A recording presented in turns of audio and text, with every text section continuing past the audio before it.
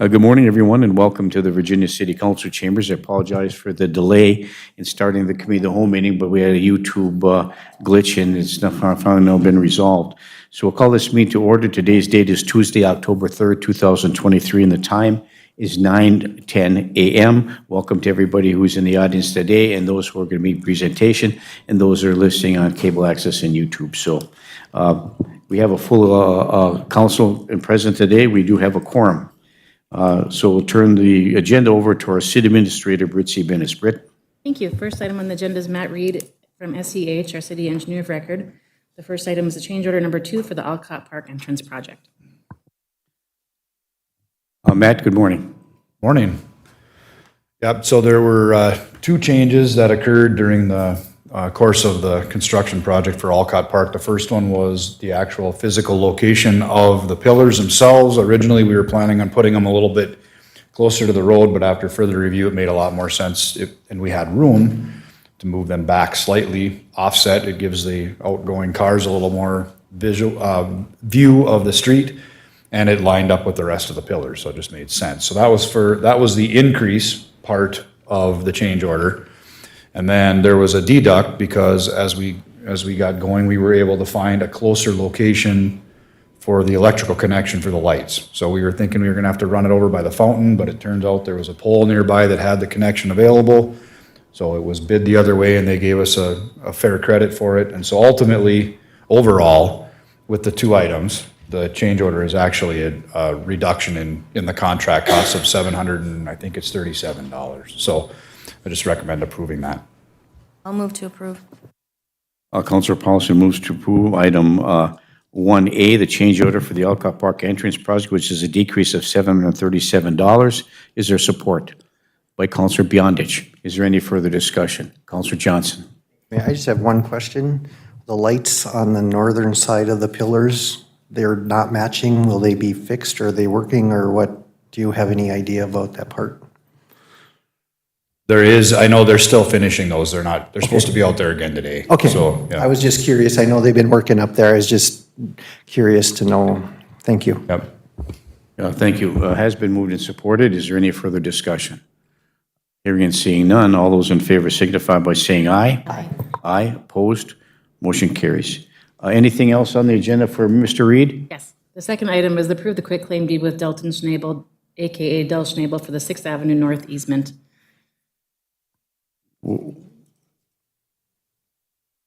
Where is this? 6th Avenue North. Number 2. Oh, okay, I'm sorry. Thank you. So the approval of the quitclaim deed with Delton Schnabel, AKA Del Schnabel, for the 6th Avenue North easement. We're just going to quick on me so we can complete that project. Is there anything you'd like to add to that, Matt? Nope, not if anybody has any questions. Okay, thank you. Councilor Paulson? Thank you.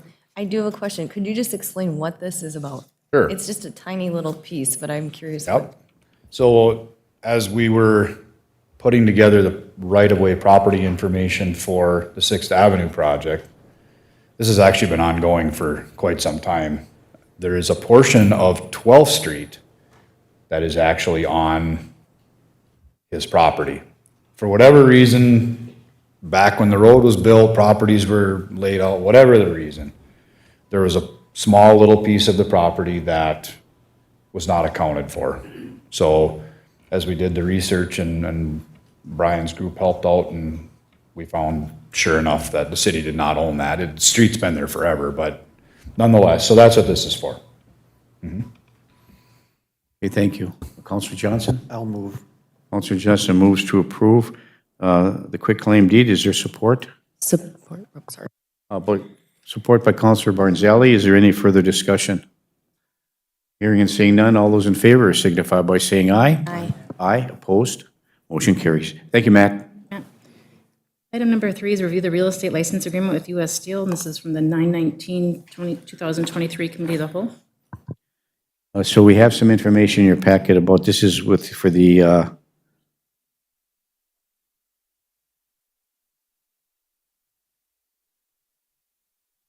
could you give us a little rundown, Pam? This isn't the one for the oh, what's that? With Seal Steel? Okay, that's not the ATV deal. That's next. Or is it his both? Are they both? They're both. Okay. So review the real estate license agreement with U.S. Steel. It's carryover from the 9/19/2020 through committee of the whole meeting. This ties in item number 4, the ATV trail indemnity and release agreement between the City of Virginia and the Quad Cities ATV Club. Pam, it says, and staff has done some additional research with respect to this lease agreement with United States Steel and found some additional information with respect to the insurance. And based on current,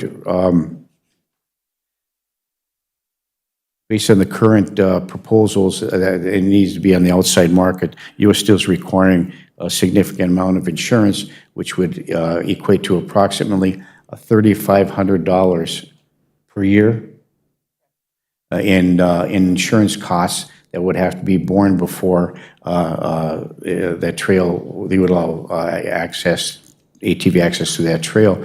And one of them is part of it is additional insurance that's related directly to pollution insurance. And so that's an additional request and cost associated. So Pam, could you just give us a little rundown of what you've discovered? Yes, Mayor, thank you.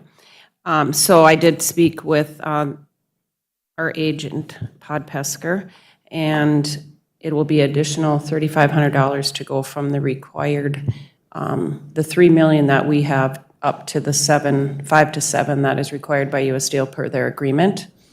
One of the suggestions was to meet with them to see if they would come down on those limits. If not, that would be $3,500 additional for coverage. The other issue is with the pollution liability. The league does not offer that, so it would be out on the open market, and that would be anywhere from $5,000 to $10,000 additional per year. So it could be as high as $13,500 a year just for insurance costs based on the information you have today. Correct. Okay, thank you. And there was a question about if that was the case, who would negotiate that additional with the insurance companies to try to reduce the costs associated with that. I'm going to ask our city attorney to give us just a little bit of information, if I may. So this is a lease agreement between the City of Virginia and United States Steel, but it is for ATV access within the city limits of Virginia. And U.S. Steel requires that this lease agreement come through the city and now with the ATV club. So with respect to the insurance and the request of negotiating a lower rate or a lower coverage with United States Steel, would I be correct in saying that the burden of responsibility to negotiate that would be through the ATV club as opposed to the City of Virginia, because the insurance is being actually paid by the ATV club, but it's a pass-through from us, and we collect the money from them, and is that correct, or how does that work? Thank you, Mayor.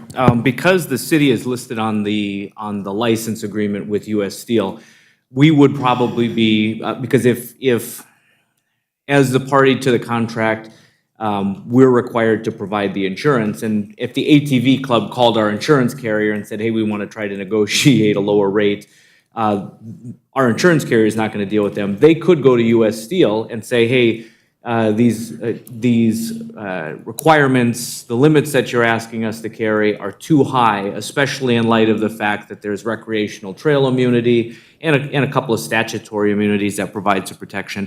I think that's an appropriate way to view the situation.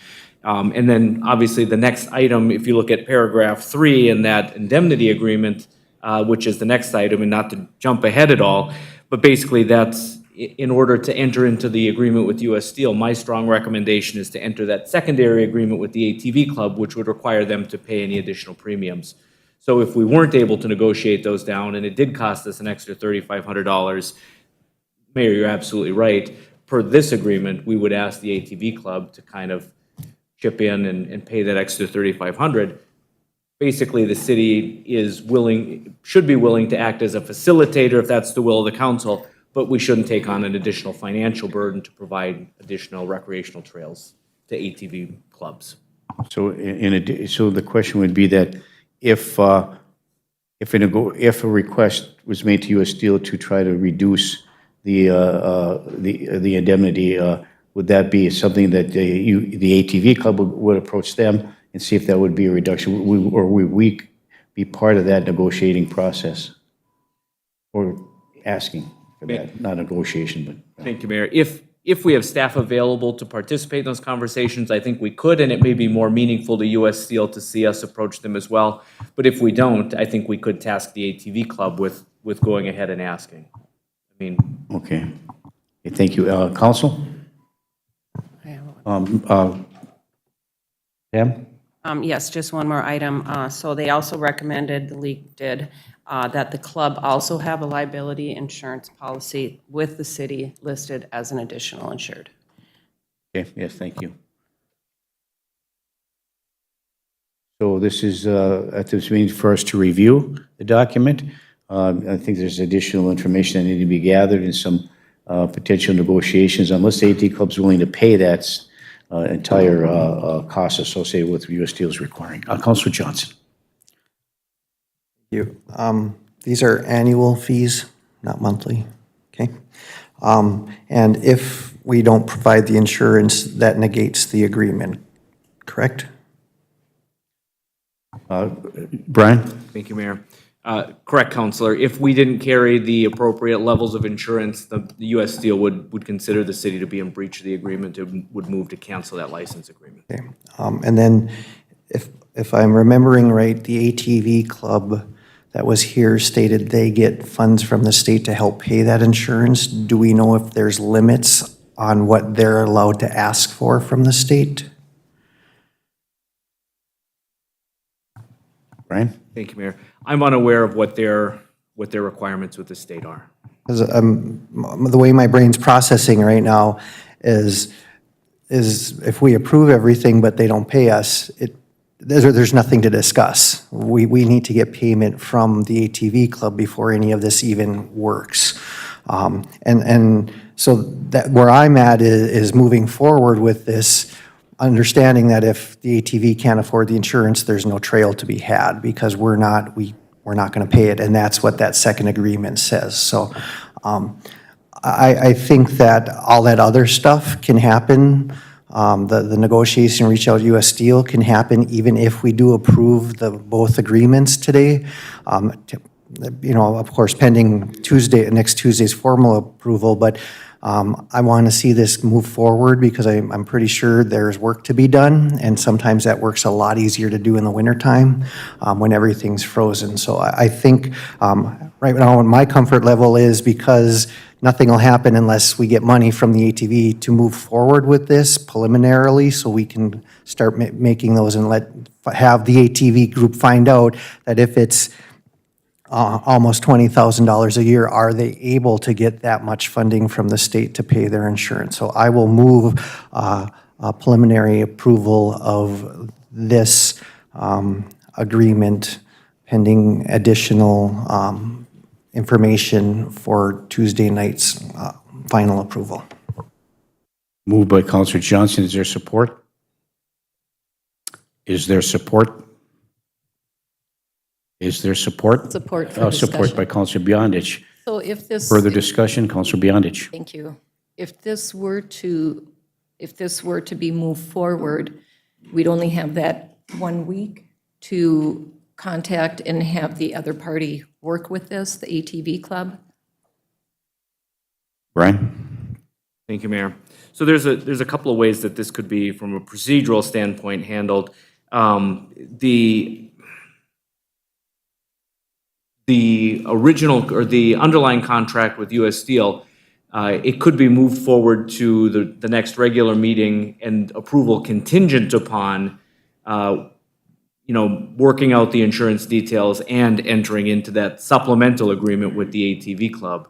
So that way, the council is not bound by a decision here to enter into the agreement with US Steel. Essentially, it would be contingent on making sure that all of these final details get worked out, and it would, I think, serve the purpose of keeping the process moving forward. Thank you. And in discussion with the ATV club, when they did a presentation, they had a fairly healthy bank account in which they could accommodate that and indicate that they would do so. So would it be prudent for us, I know we want to move this forward, obviously, try to get that trail moving, but, this is going to be a laborious process to get there. And so would it be prudent for us to have a meeting with the ATV club, lay out what we want to do, and then contact U.S. Steel and have a representative from the city and the ATV club meet with U.S. Steel to try to accommodate, the lease and what adjustments need to be made and how you negotiate that out?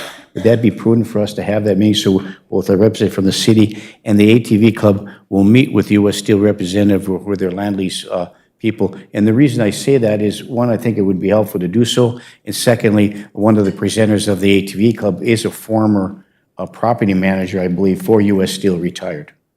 Ryan? Thank you, Mayor. Yeah, that would be an ideal situation. And one of the critical pieces of that is, as we're finalizing these agreements and as the city brings forward the supplemental indemnity agreement with the ATV club, it would be, in an ideal world for me, it would be great to have all three parties sit down and talk about what exactly the expectations of each party are. And that may help U.S. Steel feel a little bit more comfortable in adjusting those insurance, the premium requirements or the coverage requirements. It doesn't always, my experience is that it doesn't always work that way, but a lot of times if you talk with them and explain the trail immunities and things, they feel a little bit more comfortable in dropping those limits. Thank you, Brian. Councilor Paulson. Thank you, Mayor. So I'd like to, if we could just go, I think it's page 12. I printed the packet, I think, before we got the updated, but it states all the minimum limits of insurance.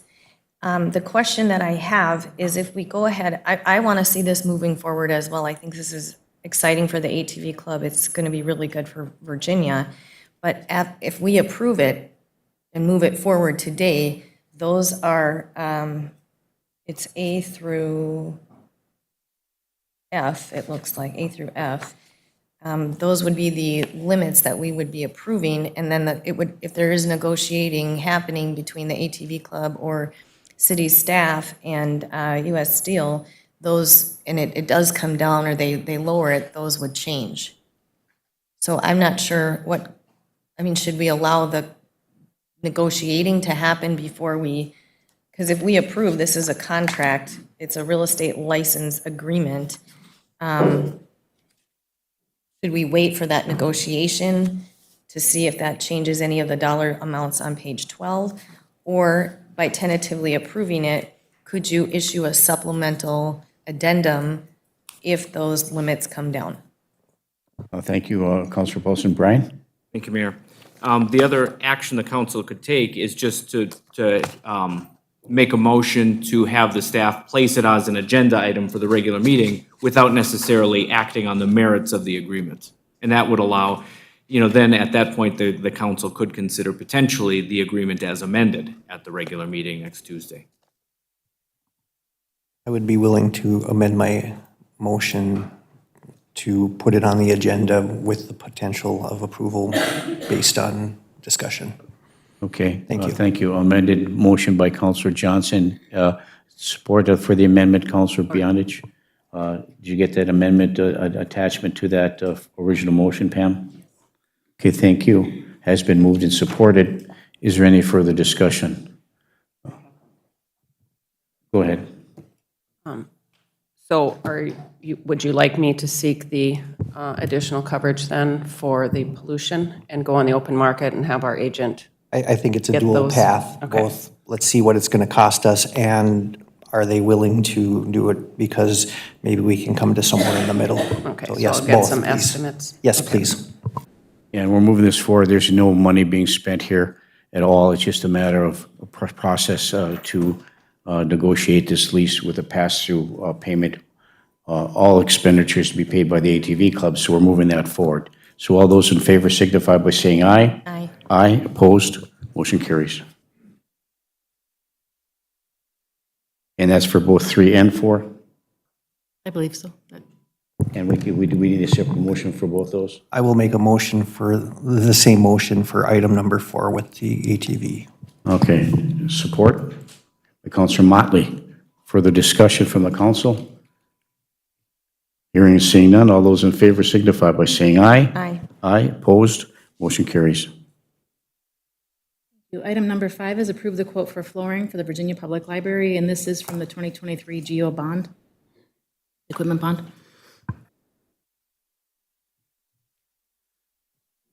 Counselor Paulson? Thank you. So the total quote is $58,153.24. And then what was in the 2023 GO bond, what was the up to budgeted amount for the flooring? 75,000. Okay, so we're under that amount. We're under that. Okay. I will move to approve. Counselor Paulson moves to approve item number 5 under finance to approve the quote for flooring for the Virginia Public Library based, included in the 2023 general obligation bond purchase. Is there support? Support. By Counselor Freely. Is there any further discussion? Counselor Johnson? Thank you, Mayor. Is this the same company that did the rest of the, okay, and we determined last time that this is a specialty product, and locally, it's very challenging to find somebody, so this is the best option for what we're spending. If I remember my discussion from a year ago, maybe. Yeah, and so this time it's. Jody Gribanowski, Yeah, our library director. yes, so Thank you. library director. Yes, it is the same company. They are familiar with how it was laid last time, and also the good thing is they take everything away. This one will be more time intensive just because it's the big spaces, and if you've been in the library on the upper level or the lower level, you can see why we are in desperate need of this. But it's also gonna do some of the hallways and some of the offices and stuff that are just as, need to be done. So it's gonna be a little bit more time consuming on their end. But yeah, we were really happy with the quote, and the goal is to get this ordered as soon as possible so it can be done in 2023. Because they're a solid 5 to 6 weeks out for getting the carpet and setting up the people to do the work. Thank you, Jody. Has been moved and supported. Is there any further discussion? Counselor Johnson? And I would hope this would be done before Christmas break when you're inundated with children. Thank you. Okay, moved and supported. Is there any further discussion? Hearing and seeing none. All those in favor signify by saying aye. Aye. Opposed? Motion carries. Thank you. Item number 6 is the resolution for the wastewater treatment facility SCADA server replacement. And this is coming from the September 5th, 2023 committee of the whole meeting. Okay, can you give us a quick synopsis? I know it's in the packet for the general public's edification. Those who are listening at home, what's the cost associated with this? Pam? $44,028. $44,028. And Sherry, that's coming from where? State money? Sherry's not here today. Sorry. You said Sherry. Sherry's not here today. Sorry, Sherry. Was I observant or what? Rick? That would come from the wastewater treatment fund, but Pam has more information. We did some research on this from our last committee of the whole meeting that we discussed. Thank you. Britt, Pam? Thank you, Mayor. Yes, so the issue was determining what was purchased in 2020, and we did resolve the questions regarding that. So this is for server replacements, and the other purchase was for computer replacements and the number of clients, et cetera. So this is good to go, and that has been requested by Paul Moe, who is no longer with People Service, but they are in need of the new server. And so this is part of wastewater treatment in our enterprise fund, and there's money in the fund to pay for that. That's what this fund is designed for. So there is a motion. Is there a motion support for that? Looking for additional discussion and council action. Councilor Motley. I'll make the motion to move the resolution. Councilor Motley moves to approve the resolution for the wastewater treatment facility SCADA server replacement in the amount of $44,028 coming out of the sewer fund. Is there support? By Councilor Beyondich. Is there any further discussion? Councilor Paulson. Thank you, Mayor. Is this SCADA server, computer server stored at the wastewater treatment plant, or is it with People Services that manage? So it's a functioning server that's there? Okay, thank you. Thank you. Okay. It has been moved and supported. Is there any further discussion? Hearing and seeing none, all those in favor signify by saying aye. Aye. Aye, opposed? Motion carries. Item number 7 is review the managed services agreement with Pantheon. This is coming from the 9/19/2023 Committee of the Whole meeting. As promised, I did put in your packets some information regarding that purchase in March, I believe it was. It was coded wrong. It wasn't a managed service for the police department. It was actually a server that was part of the capital equipment bond that was purchased in June 7th, 2023. Page 445 of your packet. Okay, so thank you. And a question I have is, the management service agreement is Pantheon is for how long? 1 year. Pardon? 1 year. How many years? 1. 1 year. And so this would carry over from beginning, what date? My agreement actually ended, I believe, September 1st. December 1st? September 1st. September 1st, and it would carry over to October 1st. October 1st of 2024. Okay, so that would be part of the 2024 budget as well. Okay, thank you. Questions, comments from the council? I will move the agreement. Councilor Johnson moves to approve the management service agreement with Pantheon. Is there support? Support.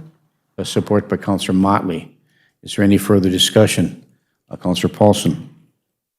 Thank you, Mayor. Thank you, Britt, for that clarification, because I think when I was looking at the bill run, that really, when I added the service up along with that, that was very expensive. And then what we're agreeing to is the total agreement invoice of $6,909.60 a month, and that's for all city. And then additionally, $1,258 for police service. Is that correct?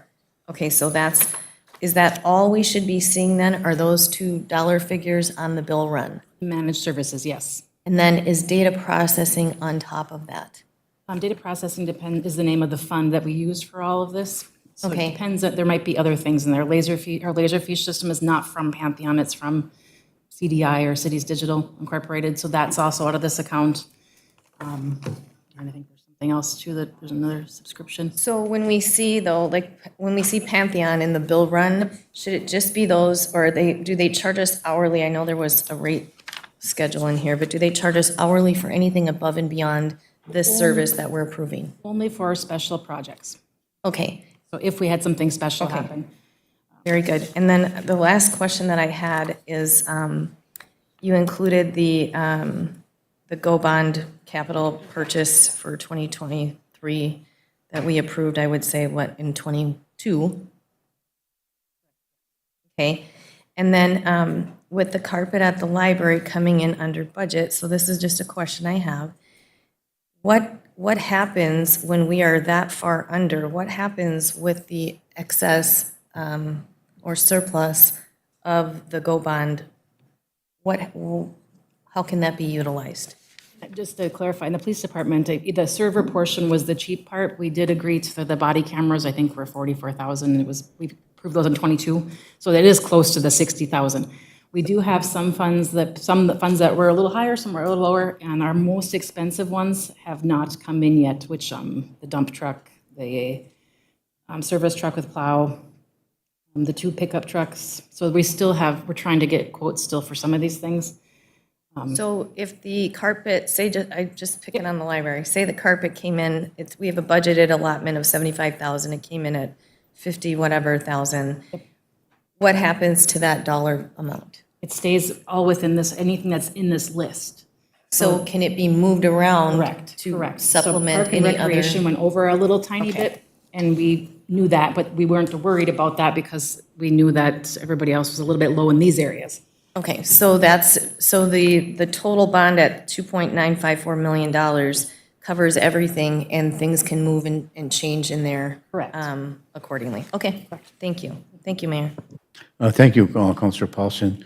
So it has been moved and supported. Is there any further discussion?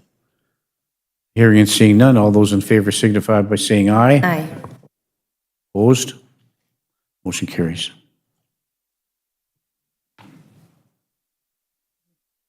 The next item on the agenda is a request from the Cable Commission that comes from their meeting on September 6th to purchase some audio-visual equipment from B&H Photo and Video.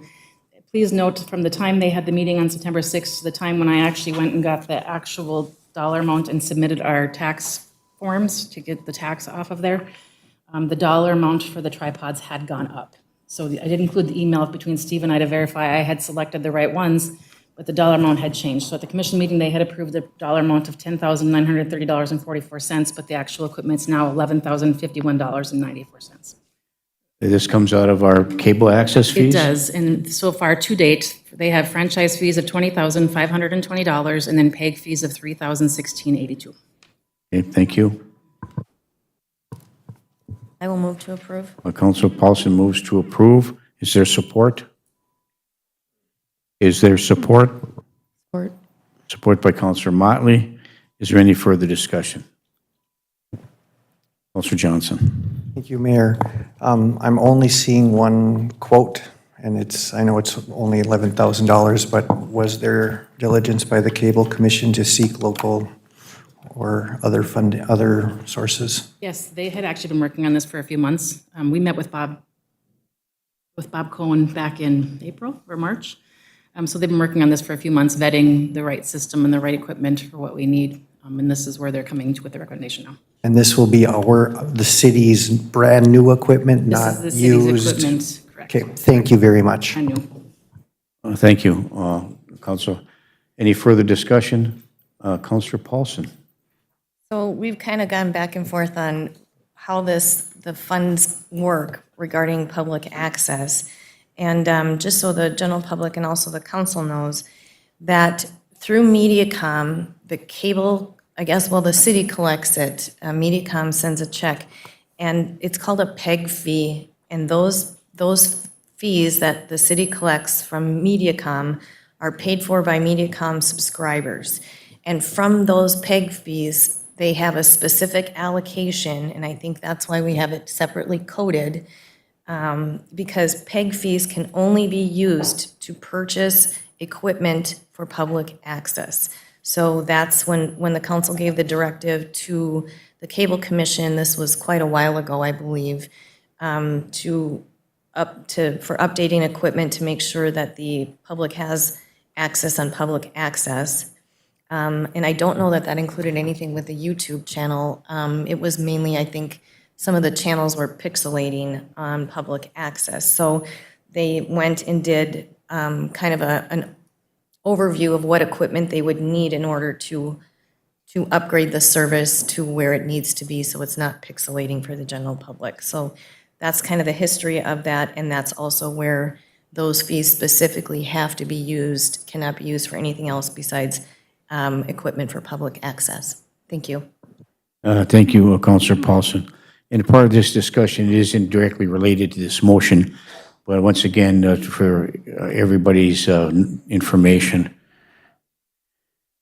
MediaCom still needs to upgrade our feeder back and forth, and every request to have MediaCom come to a council meeting, all the requests have been unanswered. So this is an ongoing issue with MediaCom to come up with, improving that feeder system like they probably should. We all believe that we should. The Cable Commission believes that we should. So that's ongoing. So it has been moved and supported. Is there any further discussion? Councilor Paulson. Thank you. I don't mean to segue away from the motion, but just to kind of, discuss what you had just stated. Sure.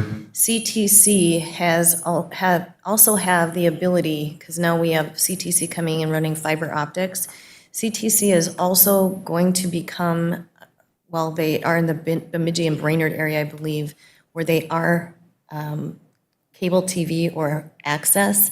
And I did read through our MediaCom contract, and I think it actually expires, and then it goes month to month, or maybe every year, I'm not sure.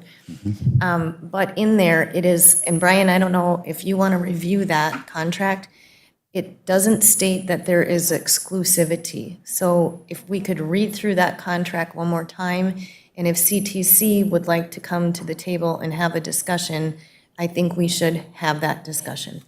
So that, I didn't mean to segue during a motion, but I think that might be a valuable conversation to have in the future. And I opened the door for that, and that was where I was going. I just didn't want to mention the company, but we did. So thank you, Councilor Paulson. Has been moved and supported. Any further discussion? Did you need to comment on that at all, Brian? Mayor, the only comment that I would make is generally, a lot of times those franchise agreements are not exclusive. There are a whole host of laws that govern how franchise agreements could be entered into and the equality in terms that have to be made between companies. But I'll take a look at the contract and I'll make a report back to the council. Thank you, Brian. So it has been moved and supported on the original motion. Is there any further discussion? Hearing and seeing none, all those in favor signify by saying aye. Aye. Aye, opposed? Motion carries. Thank you. And item number 9 is the discussing the budget fiscal year 2024 in your packet, starting with page 53. We start with the rundown of the revenues versus the expenditures, and then we start working on the general fund breakdown. And as we talk about this particular, is the first, efforts on the part of us to scrutinize the budget off from start to finish, department by department, expense by expense, revenue by revenue. And so this is part of the committee of the whole meeting to start that off.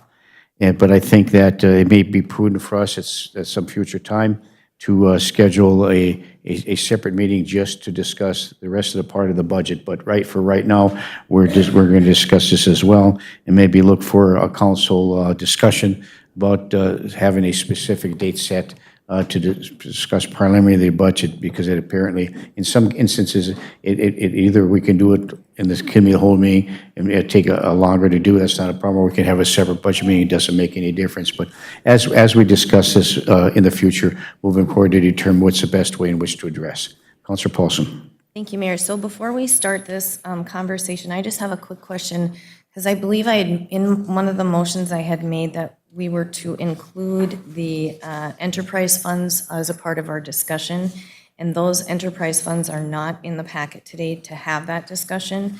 And I realize, what it states in our packet, but when I was going through some of the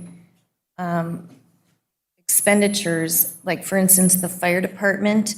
So the fire department, 40% of that, if you look in, I don't know what sheet it is at right now, but I'm looking at my packet that I printed before with the numbers, but it's the one listed fire department. And it states that fire paramedic employees are charged at 40% of their salary to fire fund, which is in the general fund. And the remaining 60% is charged to the ambulance fund, which is a special revenue fund. So it might be hard, it's probably going to be impossible to have the full picture of that without pulling in the enterprise funds for discussion. And then I would assume the Antrim Motors Event Center is the same situation, because the employees are expensed out of the enterprise fund and not out of the rec portion. Where there is a transfer from the rec to the enterprise fund.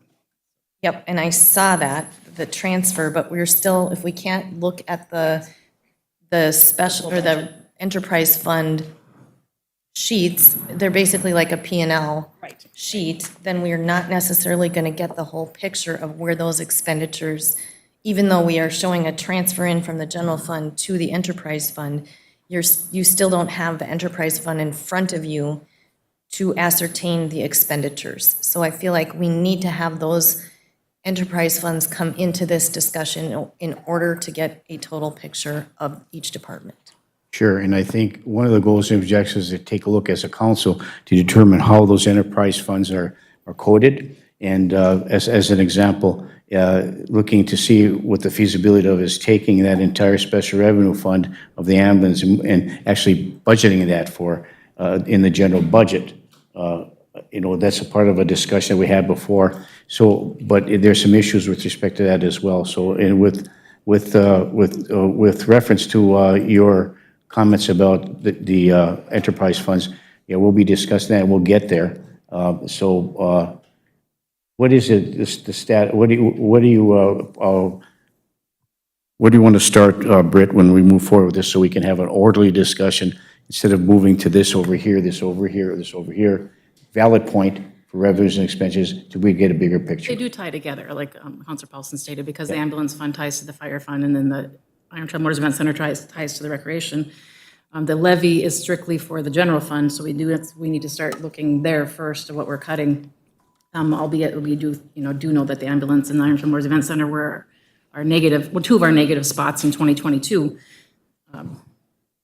So it's a very valid discussion to talk about all that at one time. Thank you. Hold that thought for a moment, Councillor Paulson, then go to Councillor Johnson, then back to Councillor Paulson. Mine is not necessarily related to what Counselor Paulson is bringing up, and I would agree with her, so I'll Okay. hold mine until we're done with this portion. Good, Councillor Paulson. Thank you. So I don't mean to go back and forth, but I've been going through these papers since we received them. And so what we're looking at in terms of the discrepancies that have kind of put us in this, I guess, need for the levy is the Iron Trail Motors Event Center and the ambulance. I mean, those are the negative, then you have some negativity. Right now, the ambulance isn't. So I'd like to, I think that's so important as we move forward with the planning of this. And then the other thing that I have been going over because the medical insurance is really high in all departments. It's just, our rate increase just went up, 7%. But if you go and look at the fire department column, it's not correct. It doesn't add up. And let me just go. I'm sorry, I had it. I apologize, Mayor. I don't have my pages numbered. As you're looking through that, Britt, so when we're going to have these future, this is the kickoff for this. So what is Sherry will be available next time, correct? Yes. All right, thank you. Okay, so I found it. I don't know what page because I'm looking at, I printed my packet before we got the update. Oh, that's the police department. Okay, so under the fire department, under medical insurance, the current year budget was at $212,905. The future year budget is $888,092. And so are we moving that expense from the ambulance enterprise fund into the budget for 2024? Because if you take the number of those employees, and that's accurate. Yes. So the formula we should be using is number of employees, and then how many of those are on single and family. That's a fixed cost for the city, what that amount is. But if you look at the current budget year and then the future budget year, and then go to the difference, the math does not add up. So it's either, if the $888,000 is accurate, that's fine, but then your difference column has to change. And then if it is not accurate, the overall future budget needs to be changed and amended to the less and correct amount. So if you go and you look at, I was just looking at employees and throughout all departments, and I don't know where you guys want to start this conversation, but I was looking at where could we save some money? And those are some really big expenses. And I don't know what that might look like going forward, but those are some of the things I was focusing on. Instead of cutting people, what could we cut in terms of actual dollars going out? So when I looked at that, some of that doesn't add up if you take the number of employees, because it's a fixed rate that we're paying for every employee. The rate is the same for all single that take single coverage and the same that take for family coverage. So I feel like that doesn't add up to me in almost any of the departments.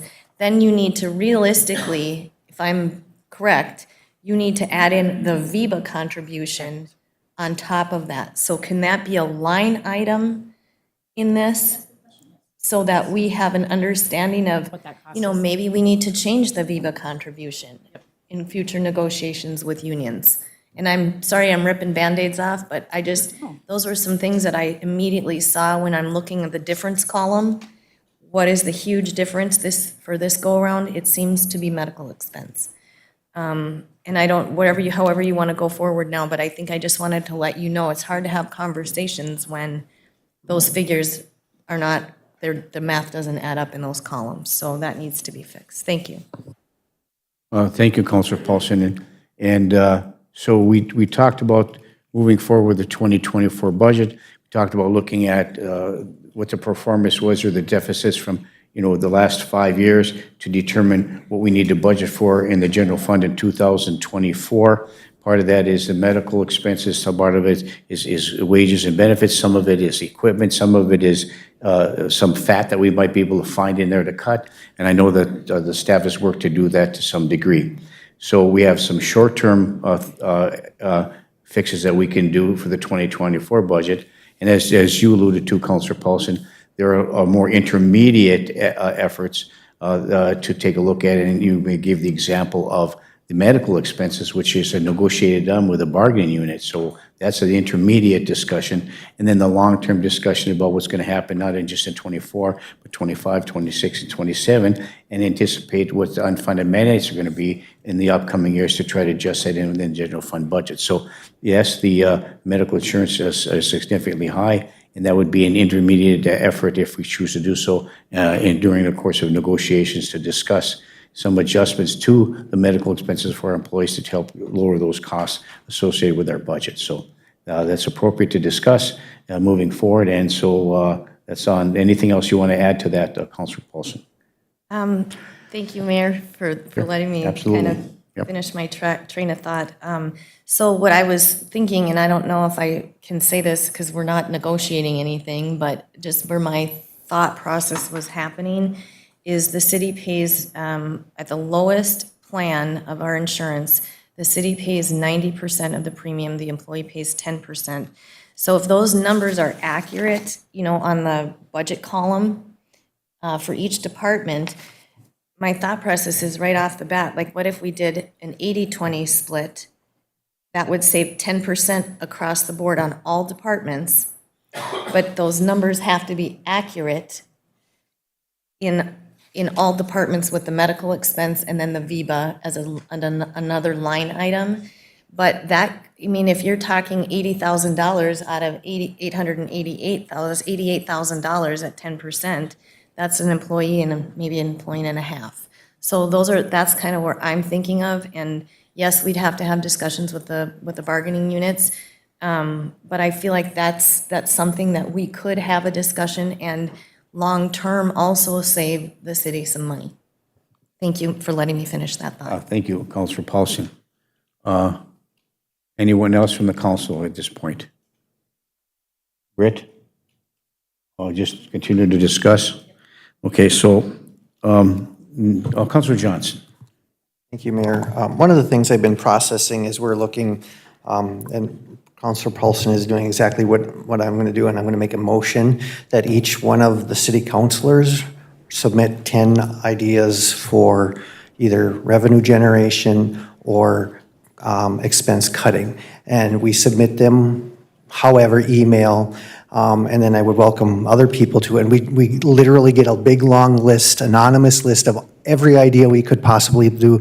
Brian mentioned a while back some really bad ideas. I think we're at the point where we need all of the ideas. And then we have something we can look through and really look at. Maybe there's something that the staff think we could do that we've not heard. I know the department heads have done a phenomenal job of trying to cut things, but we're kind of throwing ideas around. I would like to see us as a council and the mayor at least 10 each, and that's what my motion is, 10 each from each city councilor, and to bring forward and have a discussion about those things line by line, and that might be a little easier.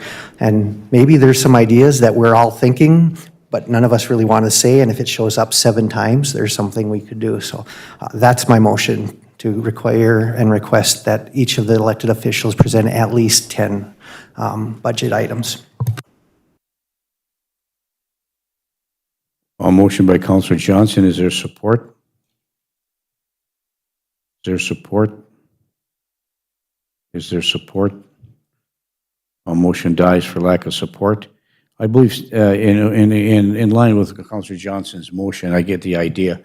we've already submitted, I mean, I think others have submitted some ideas for, to cut the budget. Certainly, general public certainly has done that as well. There's a long laundry list of that came from some citizens that were, that was distributed by Councilor Paulson to the rest of the council with respect to that. I laid out some things in the beginning of the first budget meeting about what some extreme measures we could take and what other measures we could take from immediate, intermediary, and for the long term.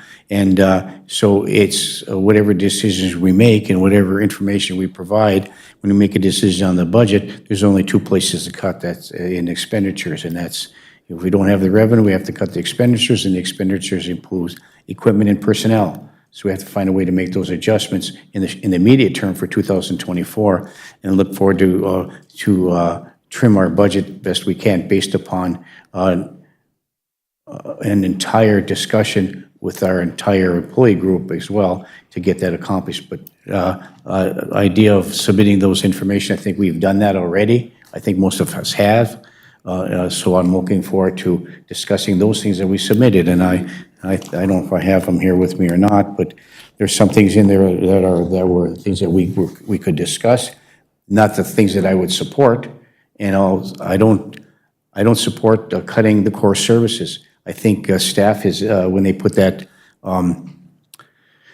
10, 12, 15, and 20% proposal together, it showed what could be done. And so we have to look at those things that what could be done. And so as we look at, particularly as it was indicated earlier about the staff cuts, there's some things coming later on the agenda here with respect to some staff considerations. There's also in the 10, 12, 15, and 20% proposals by staff of some of the issues that are what they call non-core services to cut. And if we don't, one of the proposals is through attrition. There's other opportunities, early retirements, people who are scheduled to retire, maybe might be considering retiring, early retirement incentive packages for the short term. We have to pay them anyway for all the things they've accumulated, regardless if it's 6 months from now or whether it's a year from now. And so you could save jobs through that. And the hiring freezes and the salary freezes and all the things was proposed by staff in these original proposals moving forward. So we have to decide in 2024 how we can trim the levy down from 20%. And I did have a discussion with a group of people, well, several groups, but the most recent one I met with yesterday. The concern was that a lot of clarification about what your property taxes are going to look like, but the clarification was with respect to the levy. What services do you want, and what services do you do not want? And so, and I talked about some of the other communities, and we got a lot of newspaper ink, which rightfully so. But there are other communities, and I'm not saying that we compared ourselves to other communities because we have to do our work here. When you have other communities in the same boat that we are, raising their levies 52%, 34%, 41%, 29%. You know, they're in the same boat that we are, and they have to make the same hard decisions that we do. So when we set our levy at 21% last Tuesday, the goal and the objective here is to pare that levy down the best we can without cutting our core services and without laying off any employees. We can do that. That's what we try to accomplish today as the first part of our budget discussions for the end of the year. So that's what we have to do, to try to figure out where we're going to cut, how we can cut immediately to accommodate to balance the budget for 2024. And the discussions moving forward and other aspects of it will be intermediary and for the long term. But if we could concentrate on the 2024, having discussion about what would happen in the intermediate and long term, but what can we do to trim the levy down, what we can do in 2024. And I'll go back once again to Councilor Paulson for her train of thought, and then over to Councilor Motley, and then to Councilor Johnson. Councilor Paulson. Thank you, Mayor. If you look at our, in the packet, it says general fund expenses at 20%. Should that be 21%? And that will change then, so that needs to be corrected.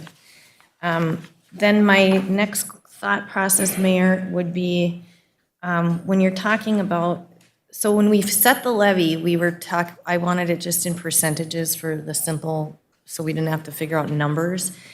Could we now look at the actual number? So what is 21%? What's the actual in millions? 6 point whatever million? Okay, then could we have this chart made up, not to make you do more work, but a chart made up at 20%, 15, 12, and 10? And then we actually look at the numbers. I'm not talking about employees or staff, or I'm not talking about that, I'm just talking about the numbers. And then that will help me in order to do some math going forward, like Counselor Johnson was stating, to think about ideas how we can actually cut. But I think I need the math on that so I can go forward and say, okay, now we might only need $200,000. Where can we find 200,000? So, that's what would be helpful for me as I'm going forward with, or through this process. So do I need to make a motion for that? Okay, thank you. Thank you, Councillor Paulson. Councillor Motley. Just because I am new at this, is it possible that we can ask unions to renegotiate healthcare before December 12th with the possibility of attempting to prevent layoffs? Well, there are contract reopener clauses, are there not, Britt, in the contract? I know this is Brian? Thank you, Mayor. As a legal matter, anything is possible. Well, most things are possible in contract. The beginning part, though, would be to approach the unions and ask if they'd be willing to negotiate it or to talk about it further. As it stands, there are contract provisions that, we can't unilaterally change. So everything would start from a conversation, and then it would either be a reopener of the contract or potentially a memorandum of understanding that would affect the actual terms of the agreement. Could we do that, or would I need to make a motion to see if they'd be willing? I mean, or does that need a motion to see if they'd be willing to talk? Brian? Thank you. Yeah, the most, to initiate it from the council, the most appropriate action would be to make a motion to direct staff to approach the unions. I would like to make that motion to direct staff to approach the unions, please. A motion by Councillor Motley. Is there support? I'll support for discussion. Support by Councillor Paulson for discussion, further discussion. The ASME union contract expires at the end of this year, correct? Correct, so does MAPE. And there'll be likely a letter coming from the ASME union requesting to negotiate for the next few years or whatever the contract, to negotiate, and that's forthcoming, if it hasn't already come. So, okay, thank you. Councillor Paulson? Thank you. That was the discussion I wanted to ask. So the contracts that we will be in, or are going into current negotiations with, one is ASME and one is MAPE. And Brian, could those, I agree that they can be approached to ask, but can that, with those two unions, can that be part of the actual discussion? Because we're not reopening, we are actually in a negotiation process. Correct. To the extent that the contracts are opening for renegotiation, everything is on the table for those contracts. Okay. And then on top of that, could we get a total of AFSCME employees and a total of MAPE employees? So I might understand the math if that is part of our discussion, because that would be for 2024. Okay. Thank you. Thank you, Mayor. Yeah, thank you. And I don't know if we should, this discussion in that regard should go any further. These are contract negotiations. They have to be negotiated. And what we're proffering here is like negotiating strategies about how we're going to approach, the entire negotiation process. So anything's on the table, but I think we should wait to discuss any strategies with respect to that at the expiration of the contracts or during the contract negotiation process, where we'll have a strategy session, they'll have a strategy session, and whoever is chosen to be part of that negotiating team, we'll do that at that particular time. Does that make sense? Okay, thank you. Anyone else? So, Britt, I have a question. So when you proposed when you met with all the staff, like you always do, you met with the department heads. Oh, okay, well, it was going to be part of this motion, but you know what? I think you're right. I think we should just vote on it. So I'll hold that comment with respect to discussion in advance. So what's the motion once again, please? Okay. Moved by Counselor Motley, supported by Counselor Paulson, to allow staff to submit a letter to the union, to AFSCME, well, to all the unions regarding concessions on adjustments to the current health insurance. Okay, moved and supported. Is there any further discussion? Hearing and seeing none, all those in favor signify by saying aye. Aye. Opposed? No. Roll call, please, Pam.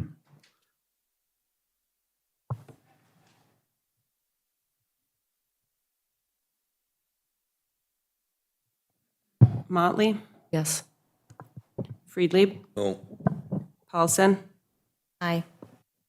Beyondich. Johnson, No. Baranzelli. Yes. Huffy. No. Motion fails 4-3. Thank you.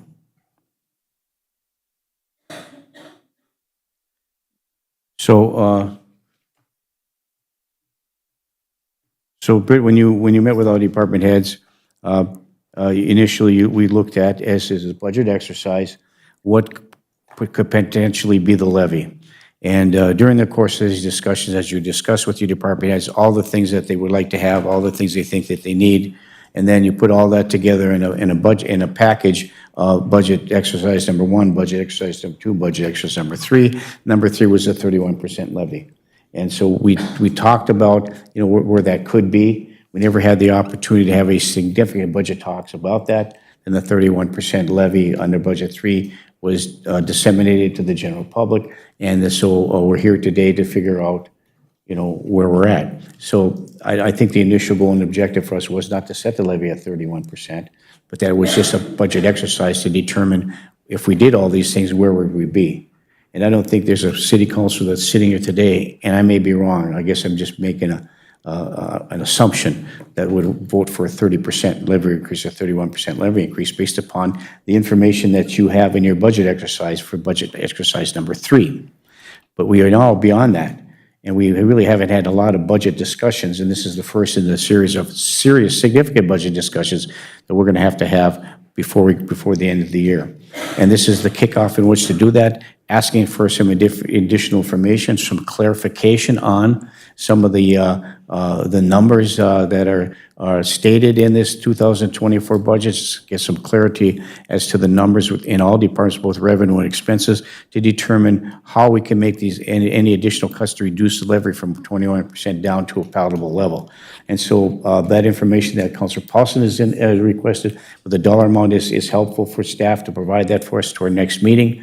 And any additional information with respect to what our revenue streams are with the enterprise funds, i.e. the golf course and the ambulance service. And so we'll have those numbers. The ambulance, their fiscal year goes be past the end of the year, but we'll have some pretty solid numbers as to where we're at there.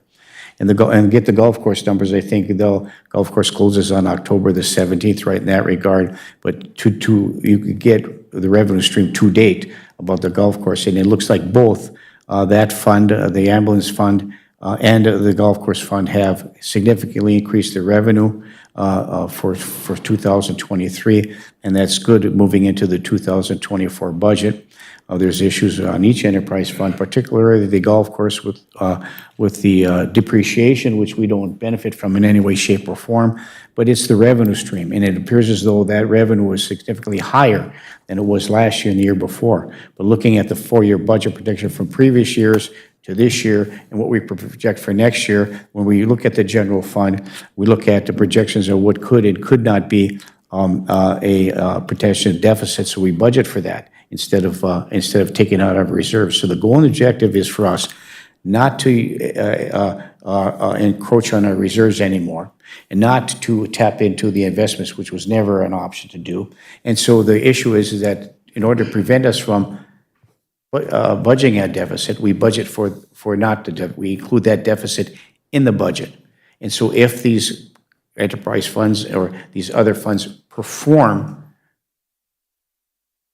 at a profit this year, next year, whatever, and of course, golf course is weather dependent,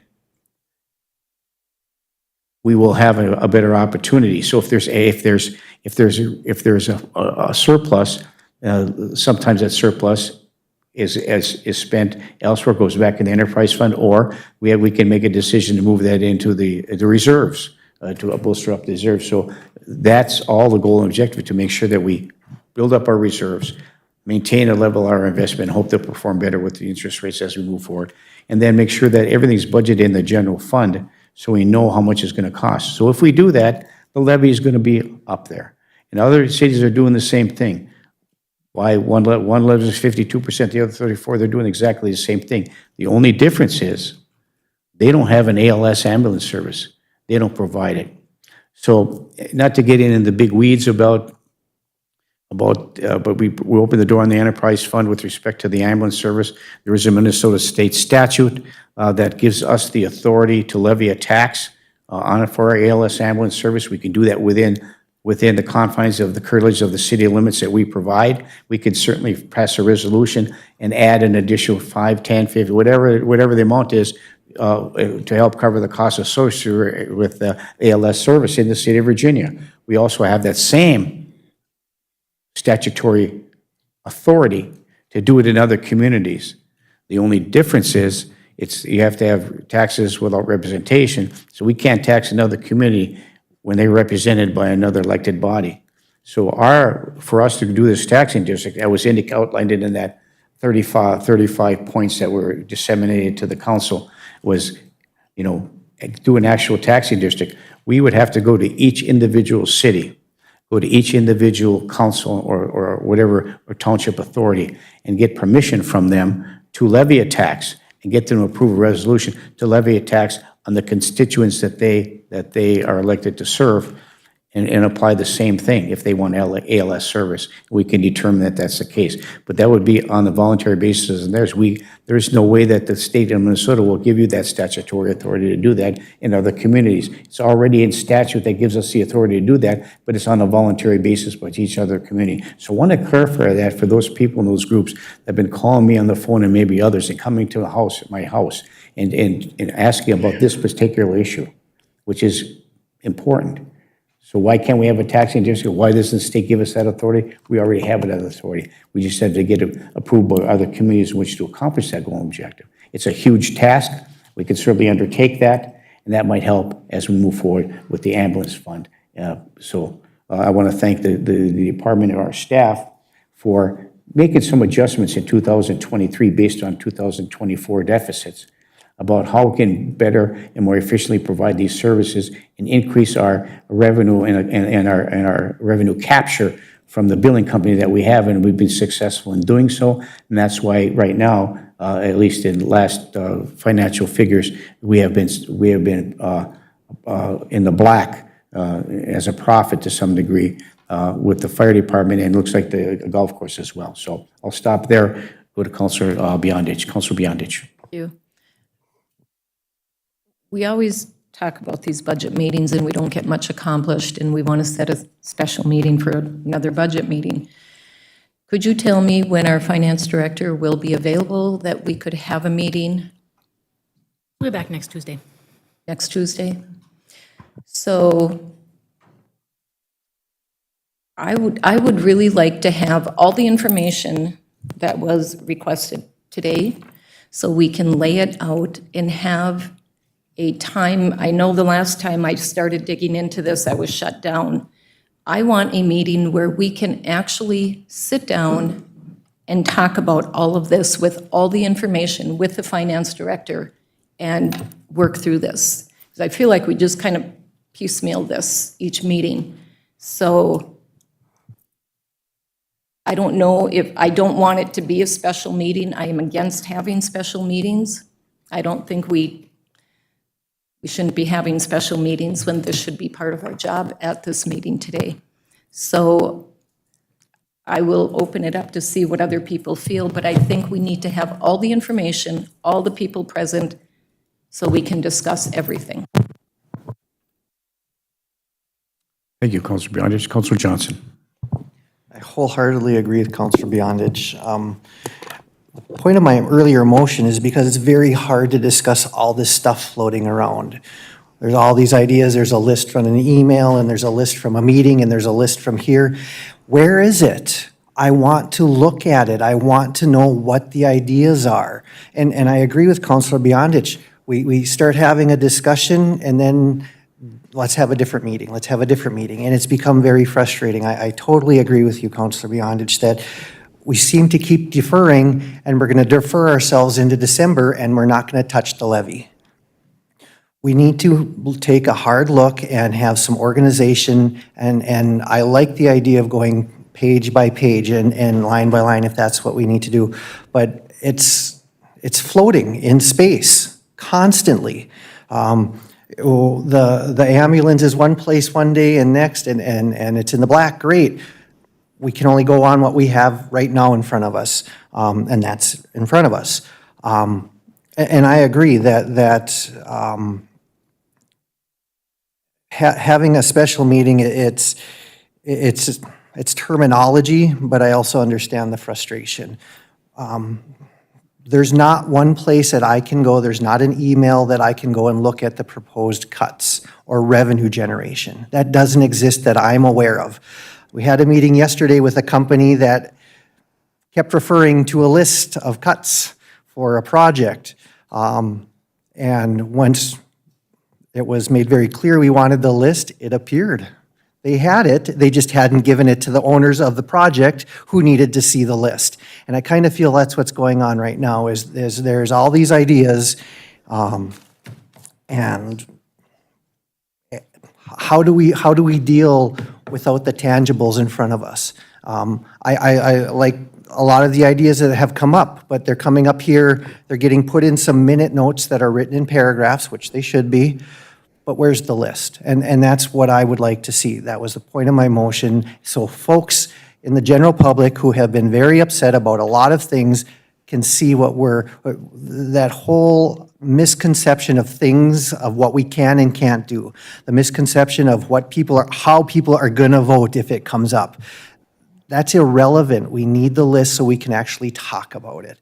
And that would be my request, and that was the point of my motion, was to, one, us to do the hard work and create a list of our own, because we're the people who are ultimately responsible and we're the ones who have to make the decision.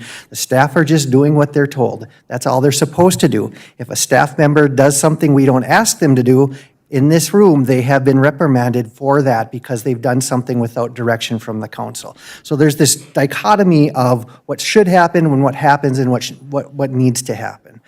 So my frustration level is high when it comes to this. I would like to see a list of stuff. And I agree with Councilor Beyondich. I think a specific meeting with an agenda that goes point by point by point through, and Britt and Pam attempted to do this on number 9 because the next talks about filling vacant positions, which I appreciate, because there's a difference, and we can talk about why, for me, 9B2 is so important, the IT systems coordinator.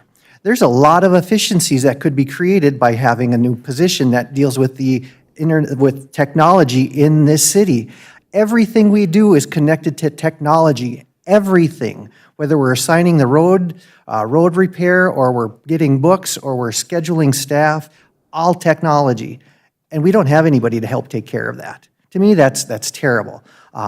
That's an example of why I want to see a list, and I will continue to be asking for that, and if I need to, I will try to compile my own list for myself. But I don't have all the ideas, so I appreciate your words, Councilor Beyondich, and if we need to, I'll make a motion that we set we have an airport meeting that's always at 9 o'clock on the second Tuesday of the month, so I would make a motion to set a 1 p.m. budget meeting next Tuesday so we can have the discussion that Counselor Beyond is just talking about. Okay, motion by Counselor Johnson to set a budget meeting for next Tuesday at 1 PM here at the City Hall Council Chambers. Is there support? Is there support? I'll support. For discussion, if you want further discussion. Anyone? Councilor Beyondich? Could we have it later in the afternoon? Is anybody open to later in the afternoon?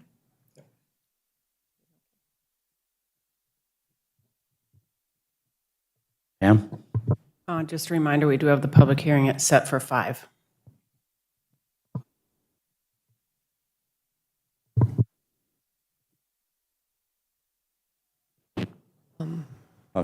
Councilor Motley? If we could do it a little later in the afternoon, I would be totally fine with that.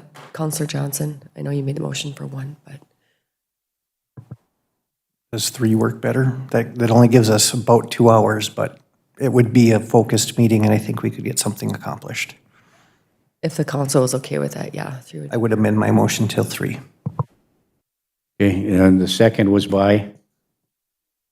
Me, you can say that 3, I might not be there, I have a doctor's appointment down in Duluth, so, but that's, you can have the meeting, I may not be able to be there, I'll try to reschedule the appointment, which has been 3 months in advance, so, but we'll do what I can to be here. So motion on the support to set the budget meeting 3 PM next Tuesday here in the council chambers. Is there any further discussion? Hearing and seeing none, all those in favor signify by saying aye. Aye. Opposed? Motion carries. Thank you. Okay. Pardon? Oh, I'm sorry, Councilor Paulson. Thank you, Mayor. Pam, could you refresh my mind on who is on the insurance committee, if you can find that information? And then this is just the math that I did from adding up what's in our packet. The city of Virginia currently spends $2.6 million on insurance, medical insurance for the city employees of the city of Virginia. That dollar amount does not equal the VIVA contribution, is that correct? That's considered, okay, can that be broken? Okay, like I asked, let's break that out. Yep, and then I just want to address an email we just received. And my discussion on the healthcare issue was not changing providers or companies. My discussion was on the percentage that is being paid in. So I just wanted to address the email that we just received. But currently, the city of Virginia spends $2.66 million on healthcare insurance. And of that, I guess I need to understand the VIVA breakout in that. But if you're on the lowest plan as a city of Virginia employee, the city pays 90% of that premium. So I don't know if this number is accurate, but if we can break that down and then times that by 90%, we can see what the city is actually spending on medical insurance for employees. Thank you.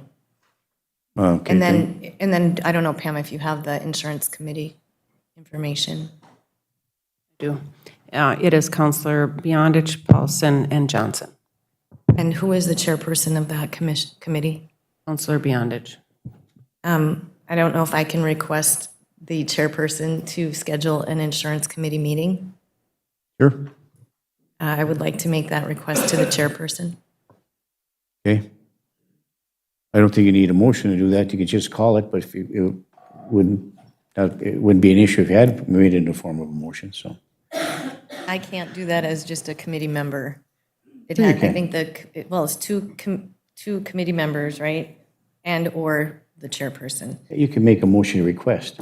So I will make a motion to request the chairperson to schedule an insurance committee meeting. Okay, thank you. Is there support for that request? Support. Support by Councilor Motley. Any further discussion?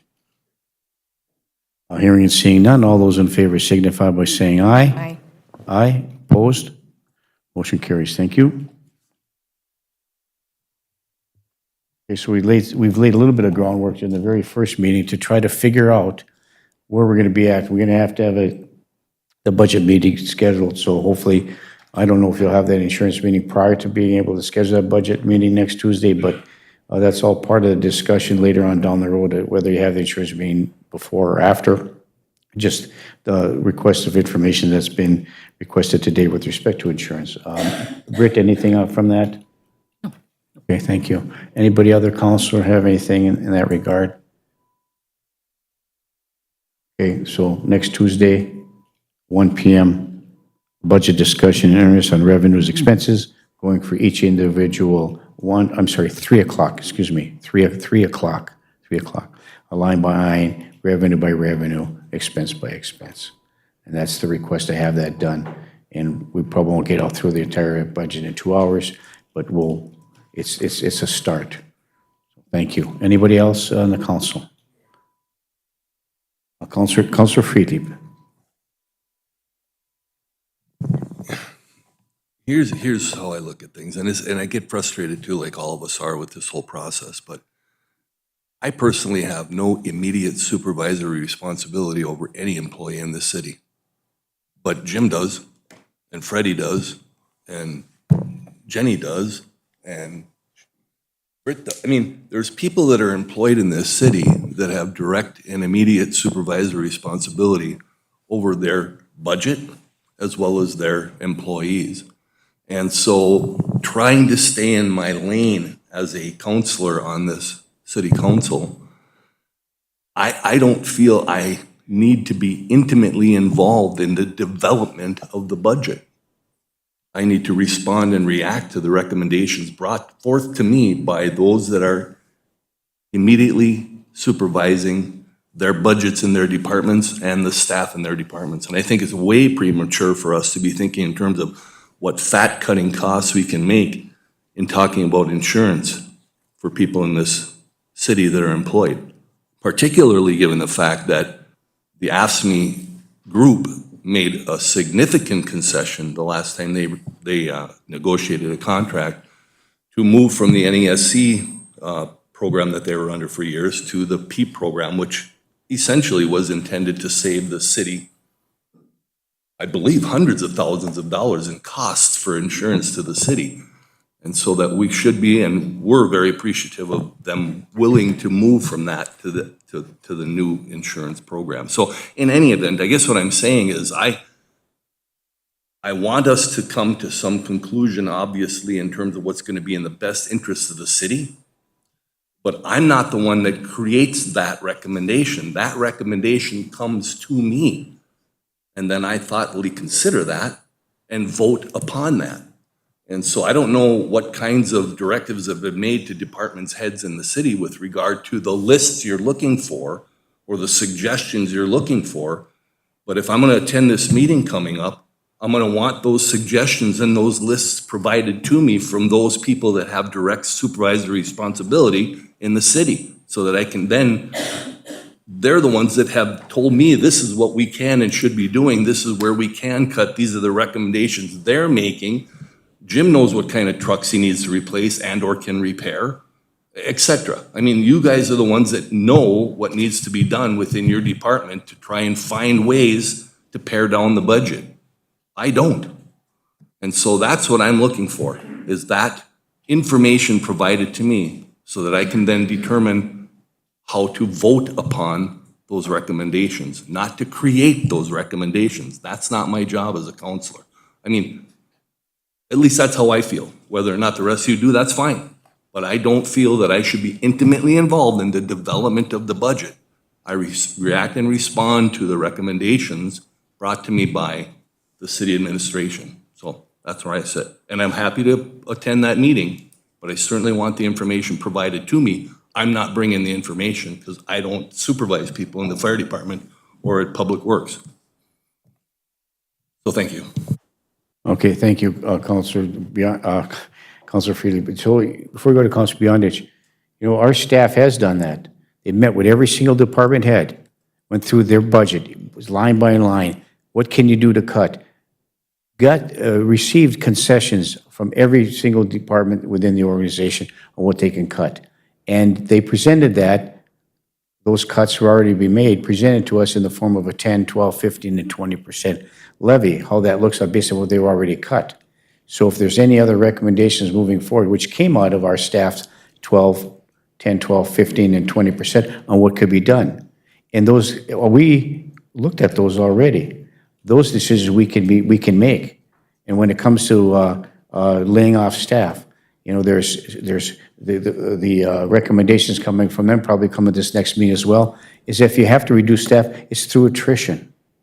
It's through not hiring anybody in the future, for not filling positions temporarily, for offering early retirement incentives for those who are within a year of retirement who may opt for a early out. We have to pay them anyway. All those considerations to reduce the staff is already outlined in the budget. So I look forward to seeing the information we requested today, and maybe we have to have the information provided by all the concessions that the department heads make, but I've looked at what the concessions they already made, and that's why it was proposed to us here by our staff, because those meetings were already done. Councilor Beyond, did you have something else? No? Councilor Paulson. Thank you, Mayor. So I just also want to address on the 9A, where it's got our City of Virginia, Minnesota General Fund revenue expenditure. Under the miscellaneous column, there's $1,035,814. Could we have that broken out, just what exactly those expenditures are? Thank you. Thank you, Councilor Paulson. So, anything else from the council? Okay, well, we have, staff has a lot of work to do again to provide some information as requested today for our budget meeting that's scheduled for next Tuesday at 3 p.m. Anything else? Let the record show that nobody else had any other comments, so nobody got cut off, nobody was, everybody had the opportunity here. Thank you. Britt? Thank you. We did talk about a little bit about attrition and some possible cuts, but 9B, we have a lot of, we've taken applications for a lot of these positions, and we've interviewed for some of them as well. So we have the lead recreation assistants ×2, we have the IT systems coordinator, library clerk technology, and the mechanic. And we do have staff here today, if you want to talk to them about the necessity of these positions. We're just kind of looking for directions so we can tell these applicants or those that we've interviewed at least what our direction might be. If it's something, somebody we know we're not going to fill, something we know we're not going to do, sooner than later discussion would be better for them. So it's helpful for us to know, by not filling the 2 lead recreation positions, how does that affect the revenue stream and the maintenance of the Ironton Memorial Event Center? And so if we don't have lead rec assistants and we're looking at reducing some of the staff over there at Ironton Memorial Event Center, who's going to run the concession stands over there? How is that going to be filled? You know, how are we going to do those things, right? It'd be a great time to bring up Brian Silber, our Park and Recreation Right, Director, so and talk about that a little bit. to hear from Brian Silber with respect to item I, our number one run on that, and then we'll move down the list here. Brian Silber, our Park and Rec Director, good morning. Thank you. The lead recreation assistant positions have been vacant now for approaching 3 months, and this is proven to become very problematic. Our busiest season in the building is quickly approaching us. Our building gets much busier during the hockey season and the winter months than it is over the summer months. The duties of the lead rec assistants have currently been covered by the event coordinator, the sales and marketing coordinator, the event program service manager, and rec assistants that have stepped up to temporarily fill those positions. This means that the lead position typically is covering events that could start as early as 5:45 a.m. and go as late as midnight. We've had 2 of these positions, and we've been able to schedule them to cover the event needs. Well, now we also utilize them, or previously we had utilized them for scheduling of the rec assistants, ordering vending and concession supplies, food and beverage service to our corporate clients, training of our rec assistants in operating the concession stands and the day-to-day things. And so our other staff are having to do all of those things in addition to their regular duties. So it's become problematic because these leads are part of the face of the facility for our corporate clients and our hockey clients, and we don't want to be dropping the ball on either one of them. Okay, thank you, Brian. Council? Anybody have any questions about that? Councilor Johnson? Thank you, Mayor. I've spent a few days shadowing staff at the Iron Trail Motors Event Center in the last 3 months. Two of the administrative staff that Brian referred to, and it's not okay. I'm very concerned that some of the important duties of the administration are getting dropped because of needing to fulfill the requirements of our clients for repeat business. One of the things that we cannot do is create a self-fulfilling prophecy that the building is going to fail, so let's not staff it accordingly. I think that these two positions are important and essential to the Iron Trail Motors Event Center continuing to make the progress it has over the last 2 years. And I think those positions need to be filled. I appreciate that these are broken out, as I have opinions on the other 3 as well, but we have to be very careful to not cut off our nose to spite our face, because there's the number of concerns that were brought forward last year that there was only 1 concession stand open due to staffing. You know, it worries me that we're not going to have 1 open this year unless Brian's standing behind there, and that's really not a good use of wages to have Brian selling soda. He should be making sure the rest of the city parks and rec is working well. And Brian hasn't shared anything like that with me, but that's what would happen is the staff, especially the marketing and the event coordinator and the other main position that's fallen out of my head right now, they're going to be doing that because we have to have concessions. We make money in concessions. I would venture to say that concessions probably helps pay for those positions that we are not filling. So I'm going to make a motion because I feel strongly about this, that we direct the staff to hire the 2 lead rec positions to create the balance we need in that building for it to be successful. A motion by Councilor Johnson to approve the filling of the vacant positions on item I2 lead rec assistants. Is there support? Is there support? Is there support? Motion fails for lack of support. I have a question with respect to this, Brian. I don't know what has to be done.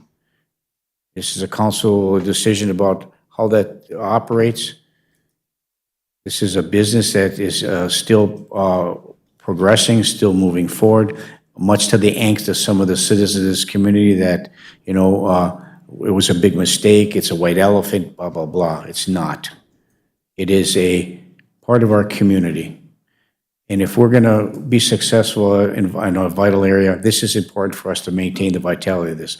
We vetted it pretty hard with the general public. And so we're at here. We're in the growing stage, the growing pains of that. Yes. Is it painful? Yes. Is it, we're running it as evident? Yes. Will we be doing that forever? No. So for me, no matter how decision we make, that building has to maintain a successful operation. And for the lack of a better term, we handcuffed ourselves because you can't operate those concession stands without the bargaining unit staff, without city employees. No volunteers can operate those concession stands like they do in other arenas. And so the revenue stream comes to that, but there should be no reason why, And we have to make sure that we decide today, or not today, within this budget cycle before the winter season begins or sooner, that those concession stands have to be open, both of them. So going to all these events last year, and I went to a lot of them, a lot of sporting events, ice events, whether it's the little kids events, whether it's the high school events, that one concession stand was open. That line was a mile long to try to get something to drink and something to eat. That is not acceptable. We have to have the staff to cover both of those. And if we had made the decision previously, we could have had volunteers do that. But we as a collective body decided that wasn't the case. So now we have to improvise, adapt, overcome, and persevere, and not at the expense of the employees and staff at the Ontario Memorial Event Center, and not to the detriment of the community in which who go there to watch these games and need the concession stands. They have to be open. So no matter what happens, it's going to fall on the burden of you, Brian, obviously, but whatever decision we make, is to make sure those two concession stands are open. And how you staff those concession stands is going to be a difficult thing to do. So We will also need the part-time recreation assistants to staff those concession stands. So shortchanging ourselves on the number of employees that we have hired in the rec assistant or the number of hours that we are designating in the budget for them could also prove detrimental to our ability to generate revenue. Not only in the concession stands, but also remember, we now have begun offering, and they've begun to be utilized, our catering, not necessarily our catering packages, but our breakfast packages, our snack packages that are going to our corporate clients. These are great amenities that we are able to offer our corporate clients that produce a significant amount of revenue compared to their cost for us. But if we don't have the staff to get the coffee service out, to get the breakfast out at 5:45 in the morning, then, like Councilor Johnson said, we're cutting our nose off to spite our face. We need to have the staff to appropriately operate the building. One of the things that this council has been very clear on is cleanliness and maintenance of the building. We've done a really good job of keeping the building clean, keeping the building maintained. That takes staff. There's a reason why commercial refrigeration, which is right down the street, spent a lot of time this summer going to area ice plants because everybody was saying, our ice plant isn't working well. It's not that their ice plant wasn't working well, it was people skated in our arena, and our staff has taken it upon themselves to show pride in their work and do a better job, learn new ways to do things, and the quality of our ice was better than it has ever been before. Now, our staff still isn't happy with the quality of our ice. They still want to make improvements. But these other rinks were going, people are telling us our ice isn't good. It must be our ice plant. No, it's we learned a new way to do things because we have staff that cares and takes pride. So we don't want to lose any of our staff because we don't want to see any drop in service at any level of our building. So what falls upon, and no action was taken by the council with respect to this motion, it failed. So it falls on the burden of your operations director to ensure that these things hold true, that the concession stands are filled, and however it has to be done, it has to be done. And so I've seen over there at the when you have these big events, it's all hands on deck. You got your lead recreation assistants, you got your recreation assistants, you got your operations manager, Jim Hunt there, with the sleeves rolled up, making sure this event all gets taken care of. In addition to that, you got the event coordinator coordinating with the client to make sure that the other needs are attended to, so that you can make sure that the staff is putting together this package in accordance with what their requirements are. And so that's good. If without these two positions, that the burden falls on your operations director, which to accomplish that. But it still doesn't address the staffing of those concession stands, which I think is so very important for all the events that are going on. And you mentioned the other things about your corporate clients. We was talking about the regular events that go on there where the concession stands are required to be open, and we can't open them. Last year, you only had one concession stand open. I don't know if it was the whole year, but every time I was there was only one concession stand open, 3 people working there, trying to get everybody accomplished, and that line's 15, 20 minutes to wait for something to eat. That's not acceptable. Counselor, you have something on? No, you're done? Okay. Counselor Paulson, and then over to Counselor Freely. Counselor Paulson. I guess I'd like to address something that I brought up in a couple meetings back, a couple different times. And I'd like to make a motion to direct city staff to reach out to Isaac Sports Group regarding operational revenue versus expense at the Iron Trail Motors Event Center. Okay, motion by Counselor Paulson to invite Isaac Sports Group to come up and provide us an updated financial pro forma of the Ontario Motors Event Center. Is there support? Is there support? I'd support that. Counselor Motley supports. Is there any further discussion? Counselor Johnson, and then we'll go over to Park and Rec Director Brian Silver. Counselor Johnson. I'm very concerned about the expenditure of having them come in starting from scratch. That was done many years ago, and I feel pretty strongly that whatever we would pay them could pay a rec assistant for several months. So I won't be supporting an expenditure to them. They did what they were supposed to do back then. We have the staff and the internal expertise, I believe,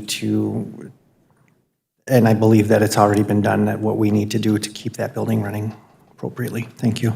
Okay, I'm sorry, I missed you, Counselor Freely. Did you have something else? Oh, okay, very good. So, Brian. Recently, in the past couple of weeks, I have had the opportunity to speak with Stu from ISG. He is willing to put together a proposal to redo the pro forma for us, but there will be a cost associated with Isaac Sports Group updating the pro forma for us.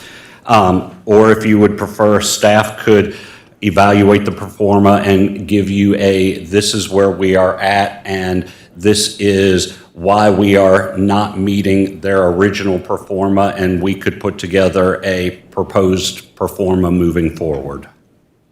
Okay, thank you. So, I sat in on the Isaac Sports Group proposal. I think many of us did, and there was a lot of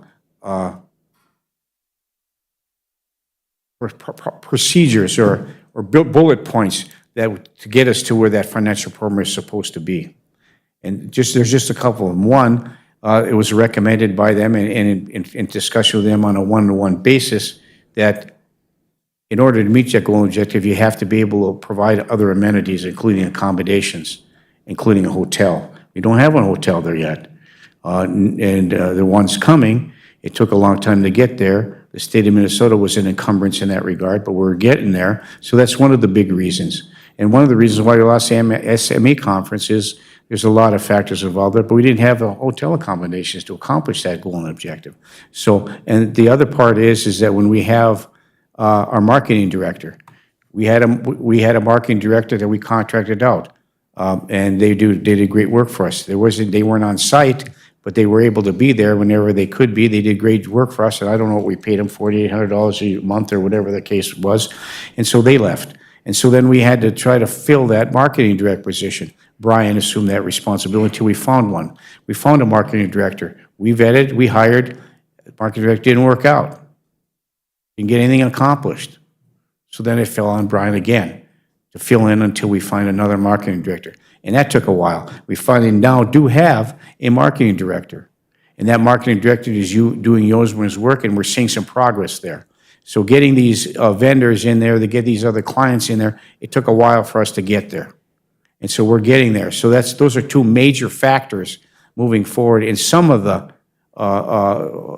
reasons why we're behind on the financial pro forma. I'm sure there are others as well. Councillor Paulson.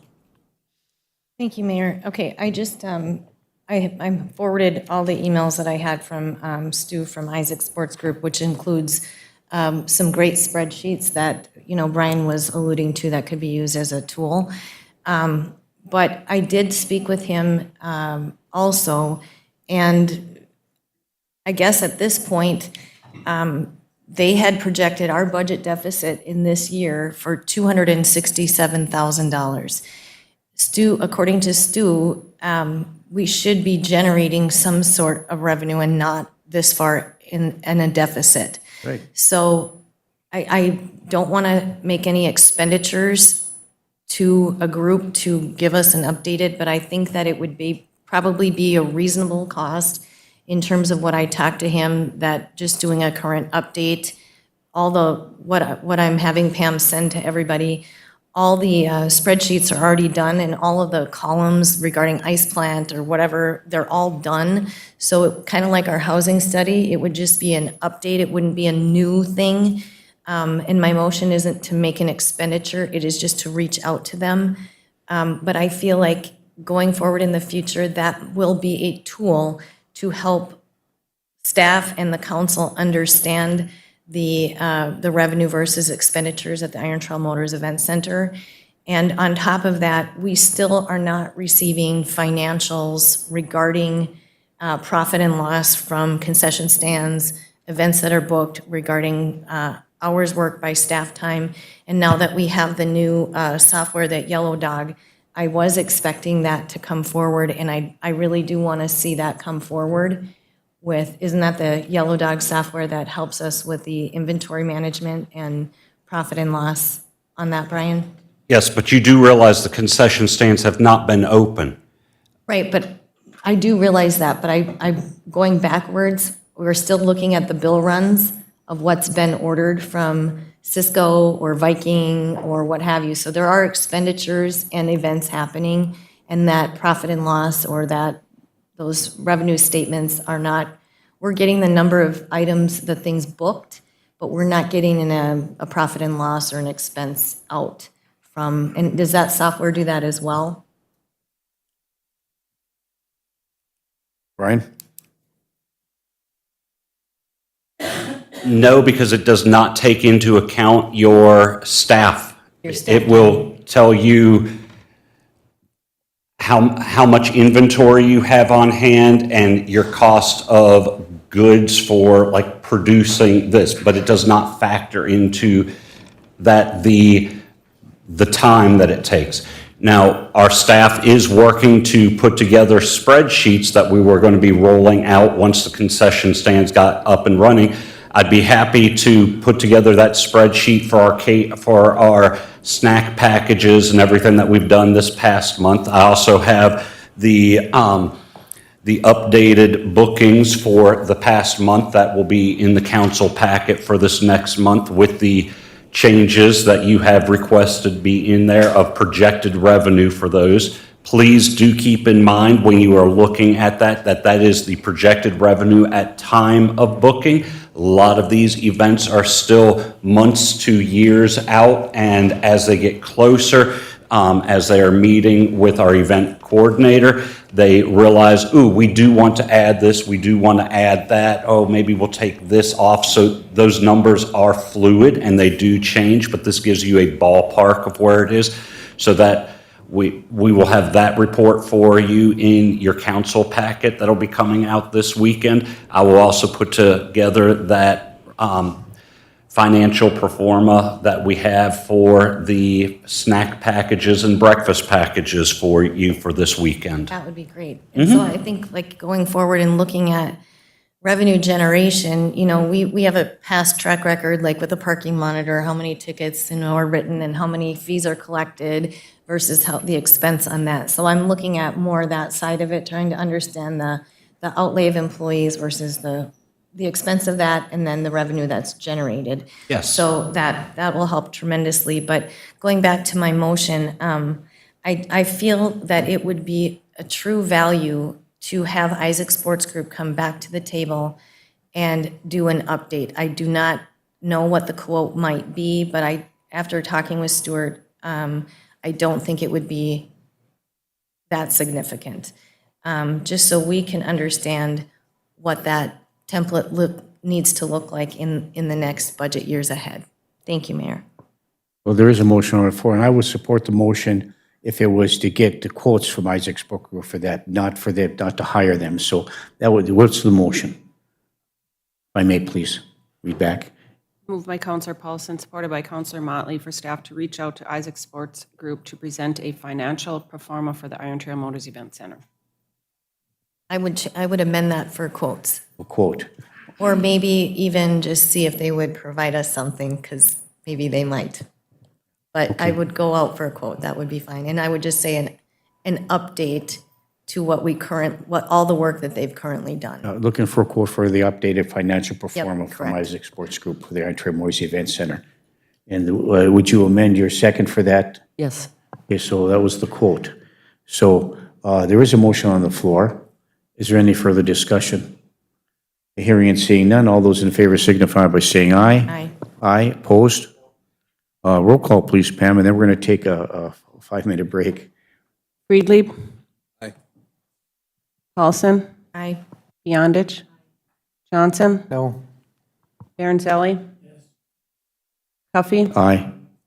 Motley? Yes. Motion passes 6-1. Thank you. So I know we have a few more, and there's going to be some discussion. So it's been a long day, morning. Let's just take a quick break.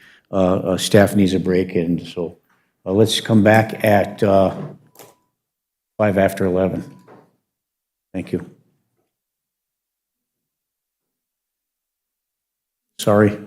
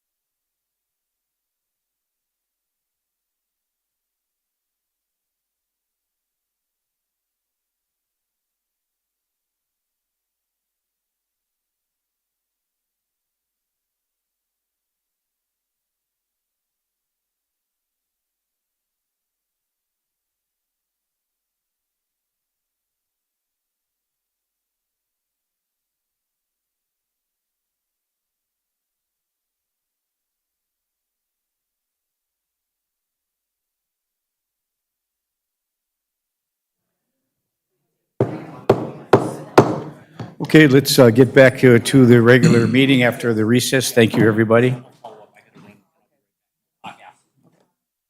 Thank you very much. I've had a request by Councilor Freely to continue to discuss under review and discussion and fill vacant positions, item 1, lead recreation assistant. Councilor Freely. It's just to continue the conversation with regard to necessary employees, and in light of this budget scrutiny, if a motion was made for us to not be able to hire 2 lead recreation assistants, I would suggest then that we make a motion to at least, 1 would be better than none, in my opinion, so I would make a motion to move forward with at least the hiring of 1 of those rec leads. Support. Thank you. Moved by Councilor Freely and supported by Councilor Johnson to allow staff move forward with the filling of the position of 1 lead recreation assistant for the Iron Tremores Event Center. Is there any further discussion? Councilor Motley. In all honesty, I don't feel comfortable hiring anybody until we figure out our levy December 12th, so that's where I stand. Thank you, Mayor. Thank you, Councilor Motley. Councilor Beyondich. Thank you.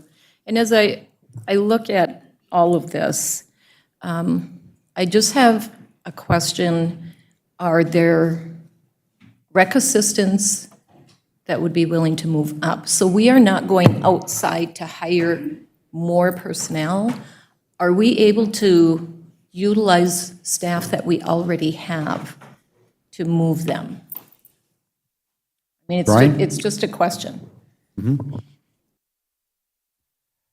Essentially, we have been utilizing some of our recreation assistants, especially on the weekend activities to fill that role.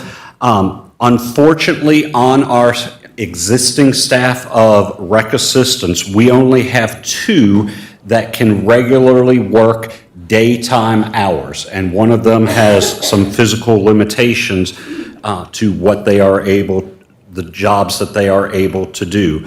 So, yes and no. We are able to use some of them for those weekend shifts, but throughout the week, we only have 2 of them that have daytime week availability. Councilor Beyondich. I guess this is kind of where my mind is trying to be creative in what we have, and having things work. So is there one possibility that would be willing to step into this position without having to go outside to hire? And I know the last time we hired rec assistants, I had asked after the meeting, I said, I know more people applied for rec assistants, but we only took 3, I think it was 3. So, you know, as we're going through this, we have rec assistants. So do you know where I'm coming from on trying to maneuver around how we can make this work?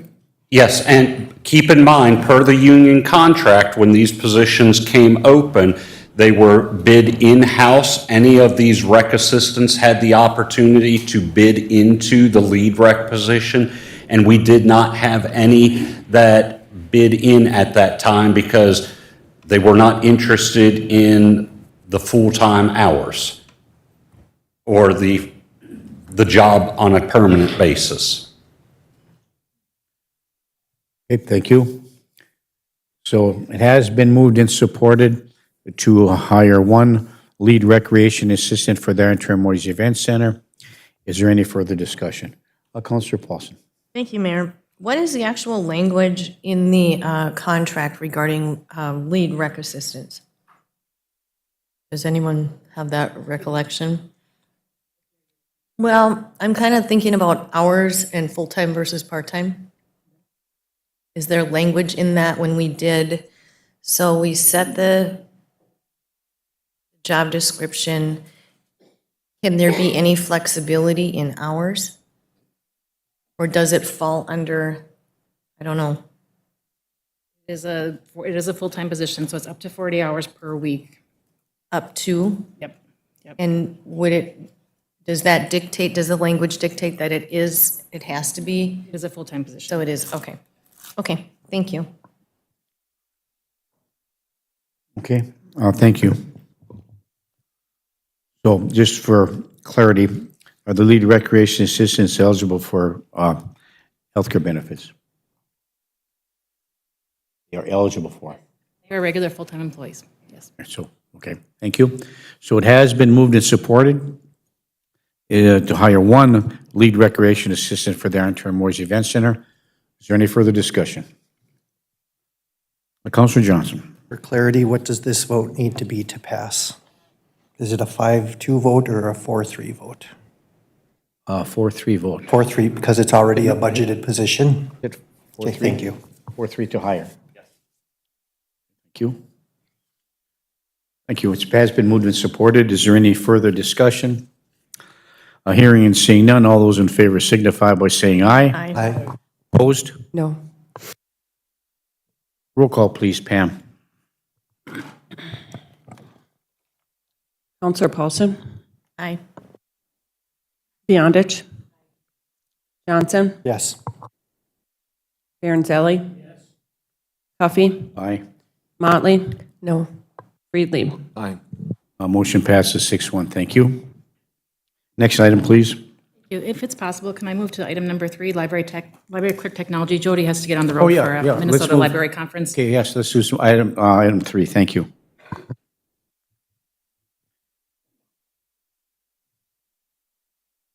Morning, Jody. Good morning. I appreciate you moving me up because I'm supposed to be somewhere in 45 minutes and that's not going to happen. So right now the library has been running without a 40-hour person. That was okay in the summer. I was able to utilize our aides, which are very, very part-time employees, per staying within, of course, union contract, because the union contracts dictate what we can and cannot do, as you've all talked about today.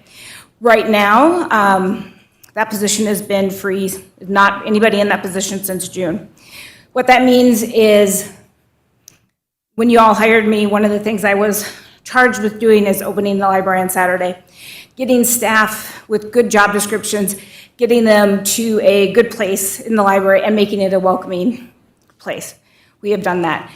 I would like to maintain that. Currently, as of tomorrow, I will be closing in the morning so staff can catch up. It is one thing to sit on a desk if you've been through the building. We do not have a easy to maintain building nor an easy staffing building. We have lots of nooks and crannies. We have 2 service desks where the elevator is. It's an amazing building, but also very hard to staff.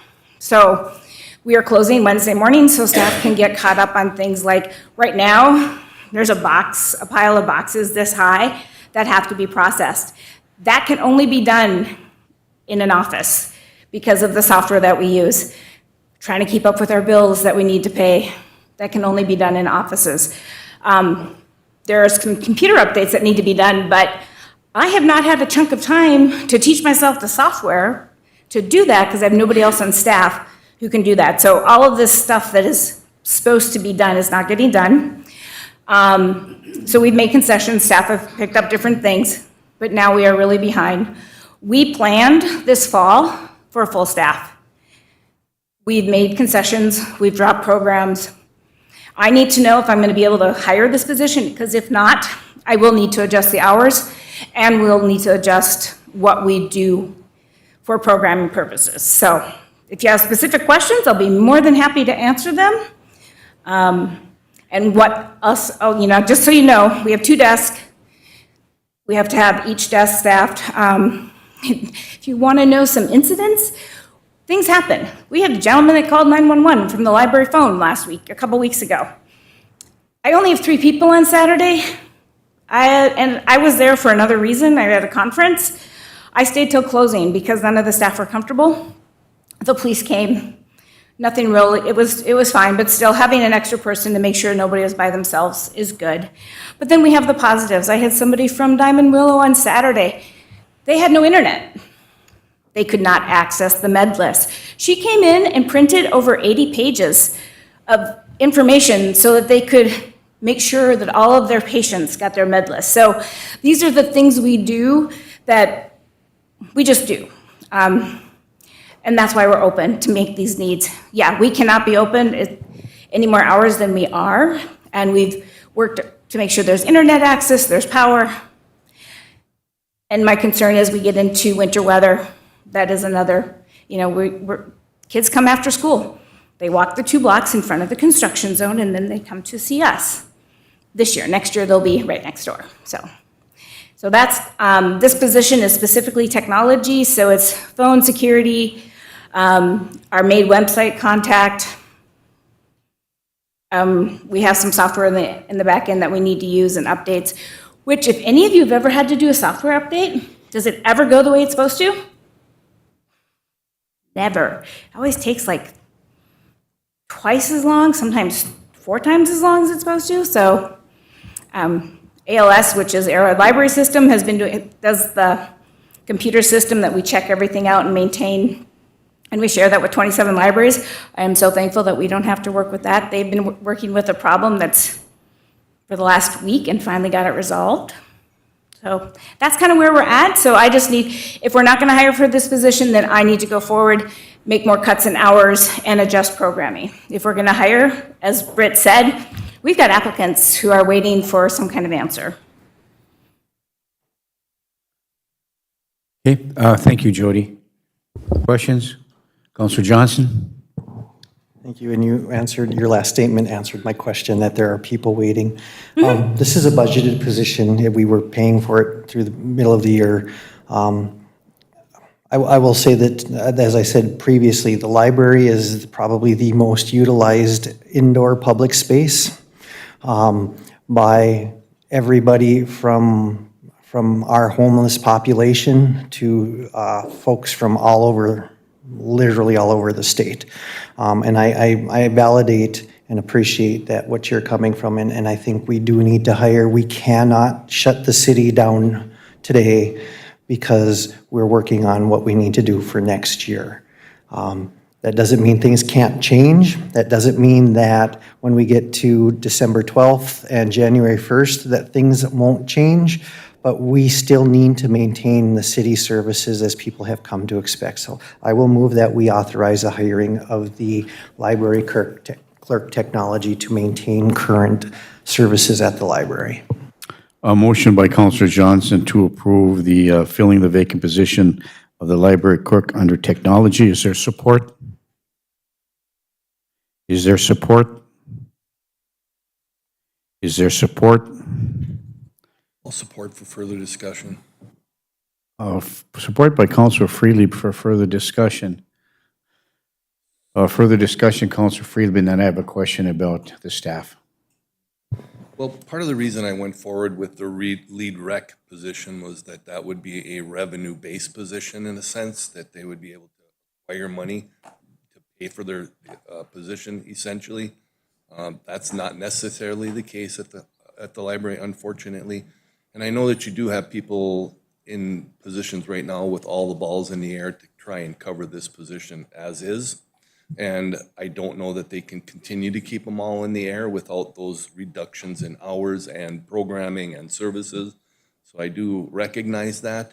But in light of this budget scrutiny, I'm not sure if it's timely to hire this person or the IT systems coordinator or the mechanic, or specifically individuals that can't produce revenue for the city potentially. I mean, I know that's painful to say, but that's the reality, and we're looking for ways to have additional sources of income and or revenue.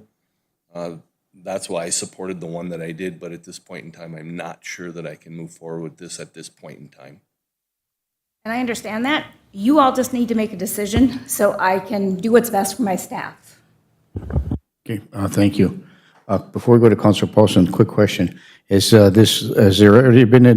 ever been a library technology position at the library? So, knowing that we have an IT systems person on deck, We actually, this position is not at the same pay as it was previously. This is a new position at less pay.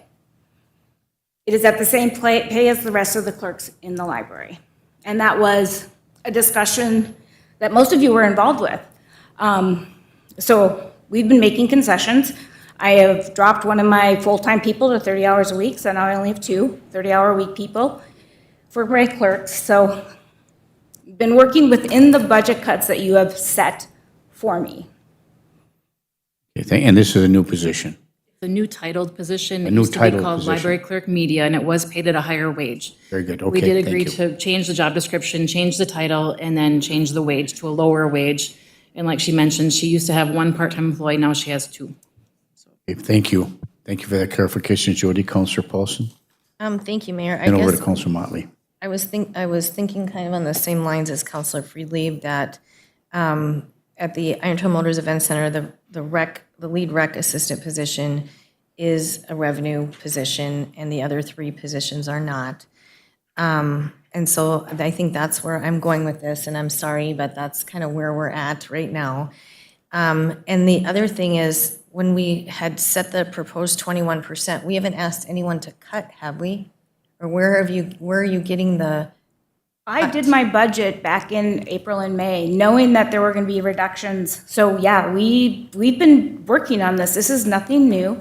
I've made cuts to my budget since I've been here, looking at like, where can we cut? Because yes, libraries don't make money, but we're really good at figuring out how to use our money in the best possible way. And we've been doing that. So we've cut resources that are no longer necessary or no longer used by our current population. And the state of Minnesota has provided access to an amazing amount of resources that are provided statewide. So, but like the council hasn't directed to cut anything, So not that I'm aware of. we've so been I'm working just on the budget, so Trying this to is, understand. Just above and on her own, Jody's been paring down her budget, cutting out things she thought were not necessary. So she's been doing this all on her own, getting Okay. things to a better order so that the library was running a little bit more efficiently and a little bit under. and I was charged with that when I started, is to look at my budget, to work on that, and I have been, so. I really, really appreciate that, Jody. And I'm sorry I can't say yes to this at this time. Thank you, Mayor. Well, and that's fine. If you all say no to this, I just need you to know that when I come back next week, I will have a proposal for 24 hours, because if this position isn't filled, I do believe I lose my aides and my intern in 24. Is that correct? I believe so. And I Yep. do want to point out, in the 23 budget, her total budget was 1.224765, and then in 23 budget, in 24 budget, she was proposing a 1.145288. So she already had a $58,000 decrease. Budget cuts are unavoidable. We know this. So, and especially in libraries, we are always one of the easier ones to cut just because we are not revenue generating. We fit in a different service mode than most other city entities. This is not unusual in my field at all. Okay, thank you, Jody. Counselor Motley? Jody, I just want to let you know, I absolutely do appreciate what you do, and we all know you are passionate at your job, and I think I can speak from all of us when I say we appreciate you. But again, at this time, I can't support it. Thank you, Mayor. Okay, thank you, Counselor Motley. Back to Counselor Johnson. I think the other thing, Jody, that you're not saying is that the people that are going to be most affected by these cuts don't have voices in this community. They're the people that show up and are safe there. They don't come here because their taxes are going up. They're going to the library because they have no place else to go, because their parents don't have daycare for them after school. If we wanna be- Not just your children. No, So no, just I'm talking remember. about adults. I'm talking about the seniors. I'm talking about people who can't afford to buy a newspaper, so they walk to the library to read the newspaper. If we do not hire this position, we are effectively telling the underserved population of Virginia, you don't matter. We don't want you in our library. We don't want you in our town. It's budgeted for this year. The money is already there. She's already taken care of that part. It frustrates me to no end that we seem to forget about a majority of the population in this town. A majority of the population in this town do not work full-time. A majority of the population in this town, the library is our community. It is almost literally in the center of Virginia. It is literally the building people go to when they need stuff. When there's an event outside at the library, it's packed. When there is an event in the auditorium, for lack of a better term, we have had more people attend our summer events than Duluth does at the Minnesota-sponsored events. This is, I want people to understand that by not filling this position, we are eliminating a service to most of the people in this town that need it. And I am very passionate about that, and I also believe that, we've done a great job of getting taxpayers to come here and complain about a potential tax cut, or tax rate hike, excuse me. But those folks aren't here to complain about library hours. They're not here to want to provide services to other folks who need them. I'm baffled at the lack of community and the lack of community support that continues to come out of this room when it comes to very simple things that we can do to ensure community in Virginia. Thank you, Mayor. Thank you, Councilor Johnson. Councilor Freely, then over to Councilor Paulson. Councilor Freely. Oh yeah, Jody, before my initial comments, I guess I wasn't aware of the fact that you've been as proactive as you've been in paring your budget accordingly. And so what I've heard at this point in time is potentially you've offset costs that we would be incurring for the hiring of this person already. Some of them, yes. Okay. Knowing, like I said, budget cuts are inevitable in the library world. It is a fact of life. If I'm going to a conference, I can guarantee you that the discussion that will happen among most library staff will be, how are they dealing with their cuts? What services are they willing to give up? And how are they serving, and how are they maintaining their staff? You have to remember, the library is open to the public, which means everybody. And that is, if you've ever worked a customer service job, you know that it's exhausting. I can't maintain the service that you all put on me 3 years ago for what you wanted. We can't maintain that because I want my staff to stay healthy. Like, I am way shorthanded today because people are getting sick. COVID is making its rounds. That's just a fact of life. You're essentially saying, so the budget that you're responsible for, you feel there is room within your budget to hire this because you've offset costs from previous With manipulation? the budget that I was given for '24, yes. If you are going to cut that budget more, then probably not. And you have to remember, too, that I have to make decisions anywhere from a year to 3 years out because we do have resources that we agree to pay that are used in-house. Those are contracts I can't cancel right now because I went into this with a general understanding of my budget that we talked about months ago. And so there are resources that I have annual subscriptions to that I can't cut now. I can look at them in '24, '25, and '26, but I can't. It's too late to cut them for, or I should say '25 and '26. For most of them, it's too late for '24. Thank you.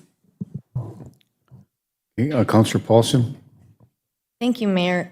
So I've actually thought kind of long and hard about when we had this conversation prior to if hours needed to change or programming needed to change, who that would impact. So I have really thought about that. And when I was thinking of, okay, if we do have to get there with cutting some hours or some programming or what might that look like, I had a thought because I don't want to ignore a population that needs those services in any way, shape, or form. So I had a thought regarding, what about at the mall, we have our community resource officer, and then we have, in addition on top of that, I think there's range mental health embeds with more of that professional services along with our CRO. And I believe the mall gives us that space at no cost. Is that correct? Correct. And I was wondering if something did have to change, could we put some computers in that area? Or maybe Jody Vest would give us some additional space where we could put newspaper, computer, internet access to a printer. I did think long and hard about this and trying to be mindful about what that might look like. And I think if it comes down to having to make some cuts, that might be a resource where people could go. It's dry, it's warm, and then they would have access to basic internet and if we have newspapers or what have you. So that was just an idea that I had thought about regarding if any programming needed to change at the library, because I don't want to ignore. I'm going to add to that. Any So population. it's one thing to add computers and the newspapers, so then you're going to add maintenance of that computer. Just so you know, most people who come for us, for the library, for our computers, have minimal computer skills. So you have to make sure that you have somebody that's willing to answer those questions and deal with. It's amazing what problems they get themselves into. We do send people to the employment office if it's more than, like, we don't have the staff to help create a resume. We can get you to a website and get you through some of the processes, but we live in a world that has pretty much ignored a lot of the population. Like, you cannot file your taxes without an email. You can't get an email without a phone number. Did you know that you need a phone number, specifically a cell, to get a new email because they need to text you information so that you can put it in there? You know, I don't know how many of our seniors don't have cell phones. Of course, there's a lot. And I mean, I appreciate, So, what I mean, this I is. understand that you're looking for solutions, but you need to also remember that computers and newspapers are one thing, but you also need somebody that's willing to take those steps and help them, because that's, we are very service-oriented, and that's what libraries do. Absolutely. Thank you, Jody. Thank you, Mayor. Thank you, Councilor Paulson. Well, thank you for thinking outside the box, but I don't know if that's a workable solution. We have the police chief in the back room. Would you, Chief Mattson, from the police department, with respect to this SRO position and community officer and working with mental health and the sensitive things that go on in there. So, Chief? Thank you, Mayor. Council, I love the idea. If we could possibly, we can't, FBI, BCA, computer compliance. We have a signed contract with Range Mental Health because they also have secured computers with healthcare information on it, HIPAA, and also compliance. We are on a secured network there through our VPN. And if they are out on a call, it's not staffed. That office is locked. It has to be. There's other items in there to the equivalent of what I am wearing here in a secured space as well, and some other software items that are stored in a secured facility. So there is no way that could be possible. Thank you so much, Chief, for answering that. I appreciate it. And I was just trying to think outside the box and if that was something that would be appropriate. Nope, that's brainstorming is wonderful, so thank you. Thank you, Chief. Okay, we have a motion on the floor. Would you please read that back? And then if there's no other discussion, we'll vote. Moved by Counselor Johnson, supported by Counselor Friedlieb to hire the library clerk technology position. Okay, one more piece of discussion. So this was a position that was currently being held. It was called the media position, changed to technology position. The salary was reduced as a result of that and continues to be a budgeted item. So it's not a new position, it's just a change in the job description, and there's no additional employees being hired as a result of this. So by not hiring this position, you're cutting one staff member from the library, just to make it clear. So it's been moved and supported. Is there any further discussion? Hearing and seeing none, all those in favor signify by saying aye. Aye. Opposed? No. Roll call, please. Beyondich. Johnson. Yes. Baranzelli. Coffee. Yes. Motley. No. Friedlieb. Aye. Paulson. No. Was it motion 4-3 passed? Okay, thank you. Next item. Back up to the IT systems coordinator. Mayor? Hi. Oh, I'm sorry, Counselor Motley. So like as it appears, people are being hired going forward, how does this affect us with balancing the levy for 2024? So we currently it's set at 21%. Is this hurting us and bringing our number down? Not necessarily. Like I mentioned, Jody had already done the work back in April when Sherry sends out the budget worksheets to this department. Jody had already decreased to $58,000 of that budget. So she was already, like I think Amanda Metza had mentioned last meeting, don't hurt the people that aren't going over the budget. Jody's never goes over and she's actually going under. She's going to decrease it. Right. This position will not do that. Okay. It was already planned for as part of that budget. Thank you, Mayor. The lead recreation, you guys hit it nail on the head. That is absolutely 100% revenue generating. I mean, that concession stand money that we need to get is really based on the lead recreation assistants being down there, doing inventory, doing ordering, getting all this stuff ready, getting the staff trained, getting the POS systems up and running. We really need that person to get that funds back. So like, obviously it looks like 3 out of 4 so far are in.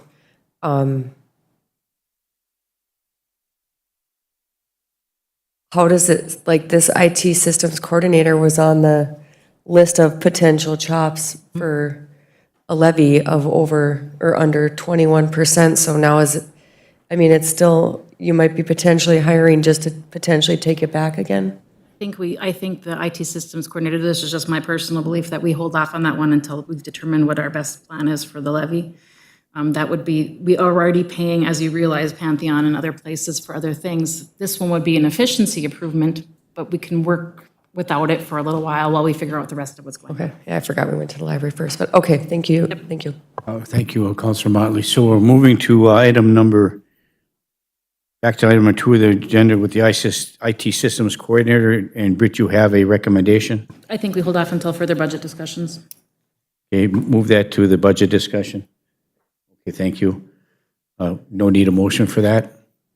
Just asking to take that off and move it for a budget discussion. We do not need a motion. Thank you. Consensus, if there's no other discussion, nobody wants to say. Yeah, it bodes for more discussion. This is a new position, so. Right. Okay, thank you. The mechanic, this is the 5th mechanic that we had approved. This was not in the list of suggested cuts. We do have Jim Rossford here, and we do also have Chief Mattson and Chief Frederickson. This one, while it doesn't generate money for us directly, it allows the fire department to continue to generate money because it does work on the ambulances. Additionally, it allows the police to keep running because it does work on the police cars. Mr. Rosvik can speak about how backed up they are right now. It's crazy, and sometimes it's parts, but sometimes it is just we don't have enough people to physically do the work. That's why we wanted the 5th mechanic, because we needed that 5th person back to physically help us clear out our bays and get our vehicles back on the road. Now, we had a mechanic hired. 3 times, or this is our 3rd time. We've taken applications 3 times. We've had 2 of them hired, and they both did not take the They position. don't take it, so this is This an is our, ongoing open we've taken position. applications again for a 3rd time, and we have them ready to go. We have not interviewed them yet because we were waiting to hear from the council what to do. Okay, thank you. Jim Rosvik, our Public Works Director. Jim? Morning. Yeah, I'd just like to say that I've been with the city 22 months now, and I've kind of looked at the process and how things are going, and the shop hasn't caught up once. We run 4 mechanics in there. They do spend a lot of time in the wintertime, and we've had some pretty heavy winters the last couple winters. So those mechanics are also plowing snow, hauling snow, running loaders, whatever we might need. So we're kind of pulling other resources in, and then things are getting neglected. The thing I think we would gain by getting that 5th mechanic is we can cut back more of the work that we're sourcing outward. And we're paying a lot. You know, those rates are higher than what, I know we just paid, I believe, $11,000 for injector repair on a truck, where we could have probably done it in-house. It's just that we're that far backed up on other things. We're behind on DOT inspections. We're behind on, you know, we take care of many other departments. It's just not public works. As you know, it's every other department in the city, including HRA, the Evelyn Airport. We haven't touched a thing out there. And we just continue to get further behind. I don't, and I know it's a budget crunch, but myself, I try to live within my means and not overspend. But I see this at probably saving us money by bringing one in and not having to source it out as much. Thank you, Jim. Core services, as far as I'm concerned. Counselor Motley. Thanks for coming, Jim. And I haven't forgotten the tour of your facilities down there and across the city. This one I am willing to support without a doubt moving forward. So I'll make the motion to hire the mechanic. Thank you, Mayor.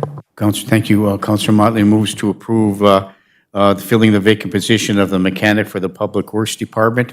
Is there support? Support for discussion. Support by Counselor Freely for discussion. Counselor Freely, further discussion. Jim, just not dissimilarly, as Jody just suggested, like, have you done any proactive consideration with regard to other areas where you might be able to make reductions in your budget to offset the costs of the mechanic, for example, that would potentially balance out the cost? Yeah, actually, we did kick out, we were short a repair. We chosen that not to hire that repair position. I would rather take a mechanic that I can kick into repair or out plowing snow, where I can't take a person from repair and put him in as a mechanic. So, I'm gaining that mechanic, but he can also go out and work the field if needed, or overtime hours or after hours with the sewer or whatever it might be. Also, there's some bigger projects that we'd like to tackle, but we haven't had the manpower. We need crane inspections done on our bucket truck and our crane. They're expensive. I think we can do them in-house. I believe one of our guys, the one we hired now, is certified for that, but there too would be a process. But it's stuff that we can eliminate the out-resourcing it and gain there too. So you want the mechanic, and you forego the hiring of a repair crew as a budget cut. So you're actually cutting one position anyway. Usually the mechanic could be a full-service entity that can be more versatile in the performance of core services for public works. Thank you. Councilor Paulson. Thank you, Mayor. I just have a quick question, and I think maybe Britt can answer this. In our budget worksheet in our packet, where would this be expensed? In the Public Works office, under Public Works equipment maintenance? Public Works garage? Yes. Okay. Okay, so when I look at that, there is currently 0 salaries in there. So that, right, I'm trying to understand the allocations here. They're so happy to work there, they come for free. That's funny. So it wouldn't be office, because that's Nope, that's not them either. office staff, Public Works equipment maintenance. equipment maintenance? Yep. Okay. Yep. And remember, we had 5 originally. We had not filled that one position because we had that one employee that was injured that we wanted to make sure he was not coming back to that 5th position. Okay. And when we've now determined he's not coming back, the council agreed to let us go out and hire that 5th mechanic back again. We tried 2 other times. We've made offers 2 times, and they didn't, they got all the way to the end of the background and decided they didn't want the job. And then how long have we been down without this 5th mechanic? Almost 2 years, It's been a couple of years, hasn't it? Since before I was there. which is Yeah. why we're so backed up on work, unfortunately. And Jim, you feel that by hiring this or going forward with the mechanic, that it will save money in the long run because the mechanic can work on all the city vehicles and we won't have to contract those services out? I believe so. Also, I believe that, we might start making some headway and get some preventative maintenance instead of breakdown maintenance, where our costs are lower because we're not letting it fail or repairing it or replacing it before it's become extremely faulty. Thank you. Thank you, Mayor. Thank you, Councilor Paulson. We have a motion on the floor?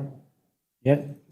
Move, we have a motion and the support to approve the hiring of the mechanic, replace the one that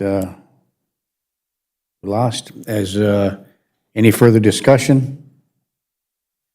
Hearing and seeing none, all those in favor signify by saying aye. Aye. Opposed? Motion carries. Thank you, Jim. Mayor, if I may, there's one I forgot to add on here. It's the parking monitor. We've been holding off on that one also. It is still, it was still in the budget, I think at 20%, but I do have Chief Mattson here too. That is a revenue generating position that historically has always made enough to cover their salary. And with winter coming, it's usually the biggest position we need because they go in front of the snowplows and do the calendar parking prior to the snowplows coming down the streets. I do have Chief Mattson here if you want to talk about that a little bit, the parking monitor. We've just held off, just conscientiously waiting to hear. We have a candidate we've already approved. He's already done the background, he's ready to go. We just haven't given him a higher date because we wanted to talk to the council first before we did that. Okay, thank you.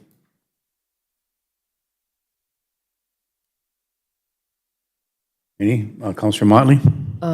This position would be with benefits also, correct? It's a part-time position, so it's up to 20 hours. So if they chose benefits, they paid a higher rate. They pay a prorated rate. Is that what was offered to them potentially? Yes, that's how the one's position's always been. Okay. Thank you. Thank you. I know the citizens have a lot of angst about the parking monitor. I included about angst having the parking monitor, and the costs associated with the parking violations are significantly high, according to the citizens that have to pay that. And then, of course, if they're gone and they're not available after 7 days, and it really bumps up or whatever that is to a significant amount of money. I believe we do have some out there that abuse the system and that are a significant amount of money. It is a revenue generator, but I am not, it's like it's double-edged sword. Parking is an issue. Back in the day, the police officers wrote the calendar parking tickets, called for the tow. When the plow was plowing, the police officer would write the ticket, the tow truck would be right there, tow the vehicle out of there, and so they can do their work. That's an efficient way just to do things. But the police officers don't have the time to do that nowadays, so that's all I have to say. So what's your recommendation, Britt? Do you have one? Or Chief, do you have one? Call you, put you, your administrator, chief of police perspective on the parking monitor. Chief Mattson. Thank you, Mayor. I quickly produced the I'll be handing out.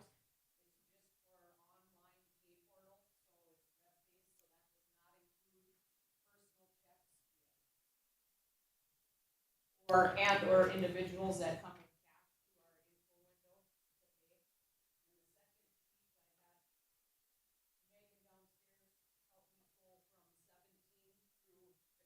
Budget, which I believe she gave me through September of '23.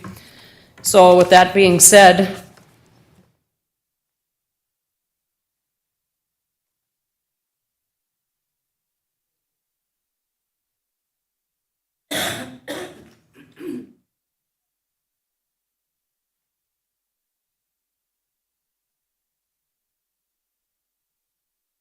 the Stripe Express Thank you very much. program kind of generated its own bar graph here, and this is after we got the new handheld electronic machine. So it started December 2018, but I believe Dan, that was our parking monitor at that time, did not start till January of 19. So January of 19 through October 23, like I said again, this is just the online portal. You can see the funds through the online portal, $113,000, $492.50. And the other Excel spreadsheet I did this morning, the top line I did the fines collected, and 17, 18, and pretty much 19 we were paper tickets, and we had a gap in parking monitors those years. A couple of months, 2-3 months, I could go back and get you who was here and how many months we didn't, to what the salary, gas, and expenses were directly under the year number. So obviously with the parking machine, the efficiency of collecting fines grew a lot more efficient, and they send the letters out for us so we're not doing the backlog of getting a hold of the people that owe $2,000-$3,000 in back parking tickets with the old tickets. So I just was asked to present some numbers, so this is what I quickly put together after. And the total, like I said, over from 17 to 23 for fines collected with checks, cash, and the portal is $210,674. And our expenses for those years, $235,000 and $996. So the average from 2017 to 2023, the revenue collected didn't meet the expenditures that we incurred. No, over the year gap, like I said, we're approximately, give or take, $25,000 short of Didn't making have the a salary. I don't know that we've ever had a monitor for a full year. We have not. There was many times where the monitor has left because it is a part-time position. So they seek full-time work. And currently, if you're interested, our total earnings from the beginning of the year to the present is $15,000, and I have not had a parking monitor since around February. I believe the one employee transferred to a full-time spot. So that's a 48% decrease from last year's revenue, as our officers just don't have the time to be out ticketing in between calls. Okay, thank you. For the sake of service, so the plow truck goes out, and the parking monitor or the police officer writes a ticket because they're parked on the other side of the street, the plow can't get through, or the ambulance can't through, whatever the case may be, they can't park around. So what is the department's policy now with respect to during the enforcement phase of this? When do you tow a vehicle? Do you have to wait 4 hours or under emergency circumstances, snow removal notices? I mean, how does that work so that we could show the effectiveness of whatever parking monitor is, whether it's a police officer or the parking monitor, how that effectively provides services for the community and allows our work to be done by Public Works? With the designated snow emergency routes, that helped our efficiency immensely by state statute. We have a vehicle during a snow emergency. We do not need to write a ticket. We can call for a tow truck, but obviously Armory Shell, depending on what time the storm or condition or hazard is in place, they only can send out so many trucks because they have so many employees as well. On a regular side street, we have had Public Works call, we've had Park and Recs call, we've had other city officials, a driveway being blocked by state statute. We have to write a ticket for overtime parking, wait 4 hours, and then go tow the vehicle. So you can tag it to after 4 hours? Yes. Even under the snow emergency situation? Snow emergency on the snow emergency routes? Immediately. Immediately. Non-emergency route, it's 4 hours. Thank you, Chief. I appreciate that. Councilor Motley? So if we can keep, if this person potentially gets hired, if the council so chooses, and we actually continue to keep them employed, we're actually making money in the end. And am I understanding that correctly? Correct. Okay, thank you. Thank you. Thank you, Chief. Councilor Beyondich? Thank you. Just a quick question. Chief? Sorry, you were sneaking away. Percentage-wise, because we did do away with parking,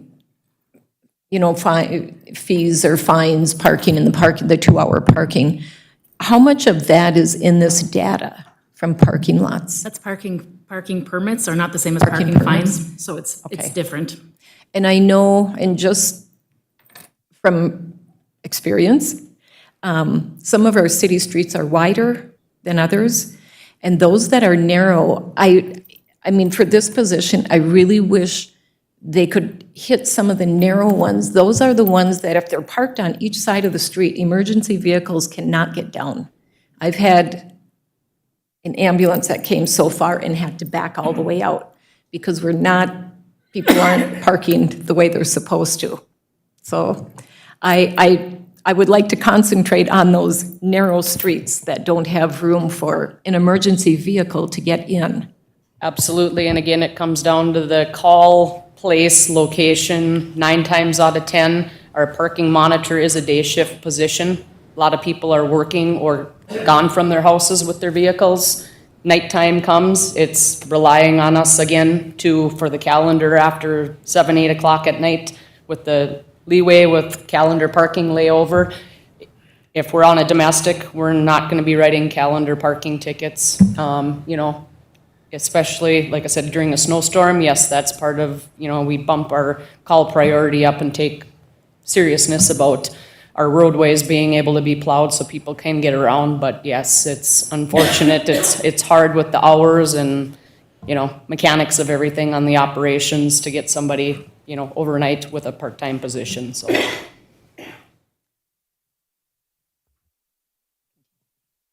Is this position a set hour time, or is it a flex where if the person hired, if they work perhaps during the day, they could go out late afternoon into the evening and do the job, so it's not a set time frame?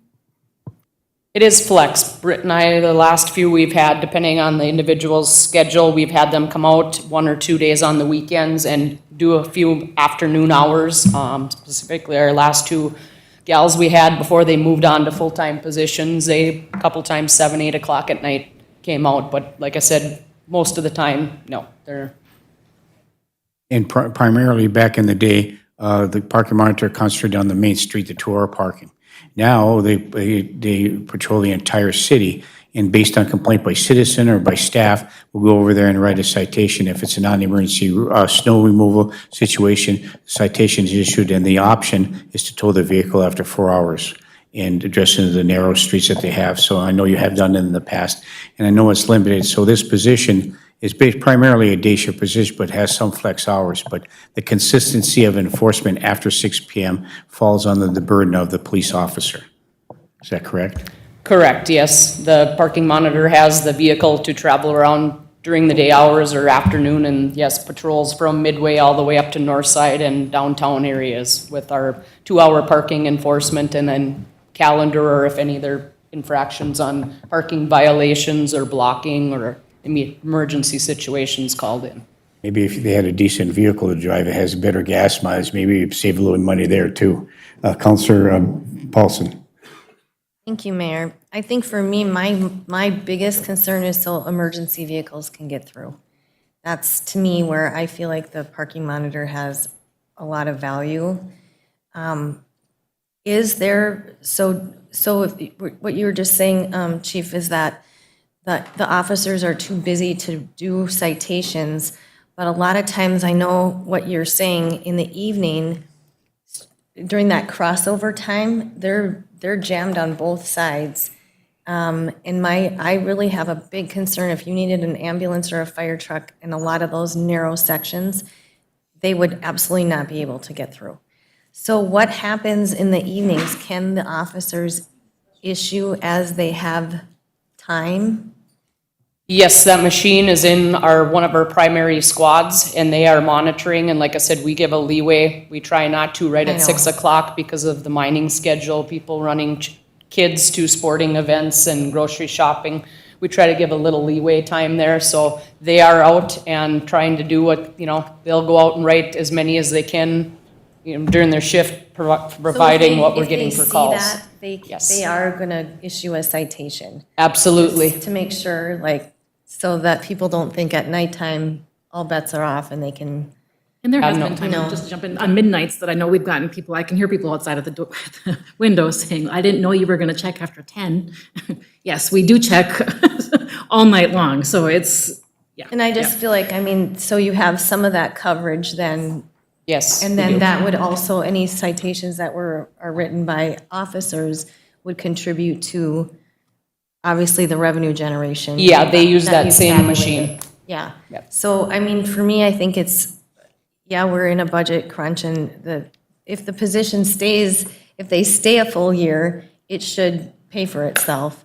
But I think for me, this is just a huge public safety issue, and I really would rather see that position because of public safety. Thank you, Is Mayor. that the form of a motion? I guess it is. Councilor Paulson makes the motion to fill the vacancy of the parking monitor position for the city of Virginia. Is there support?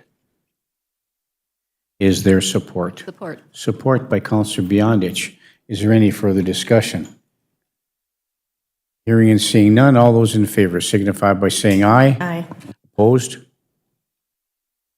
Motion carries. Thank you. And the final item I have on the agenda is the parade permit for the annual Twilight Holiday Parade to be held on November 18th. So moved. Move to approve by Counselor Beyondich, Support. supported by Counselor Motley, the fastest motion we've had all day today. Is there any further discussion? Hearing and seeing none, all those in favor signify by saying aye. Aye. Aye, opposed? Motion carries. I have one other item of concern, if I may, real quick. If you take a look at the Hometown Focus edition that was sent out on Friday, September the 29th, 2023, the 805th edition, I would urge you to take a look at page number 6 of the Hometown Focus regarding all types of housing that are essential in the community, smashing myths about public housing and the housing crisis. And there was a rather in-depth article that was written by our HR Director, Dana Hiltonen. So it's worth a read. So thank you. Okay, been a long day. Thank you, everybody. We'll probably be tackling this budget in earnest on Tuesday at 3 p.m. Before we adjourn, is there any other items of concern to be brought forth to the council today? Seeing none, thank you. We stand adjourned 12:04 p.m. Have a great day. We're adjourned.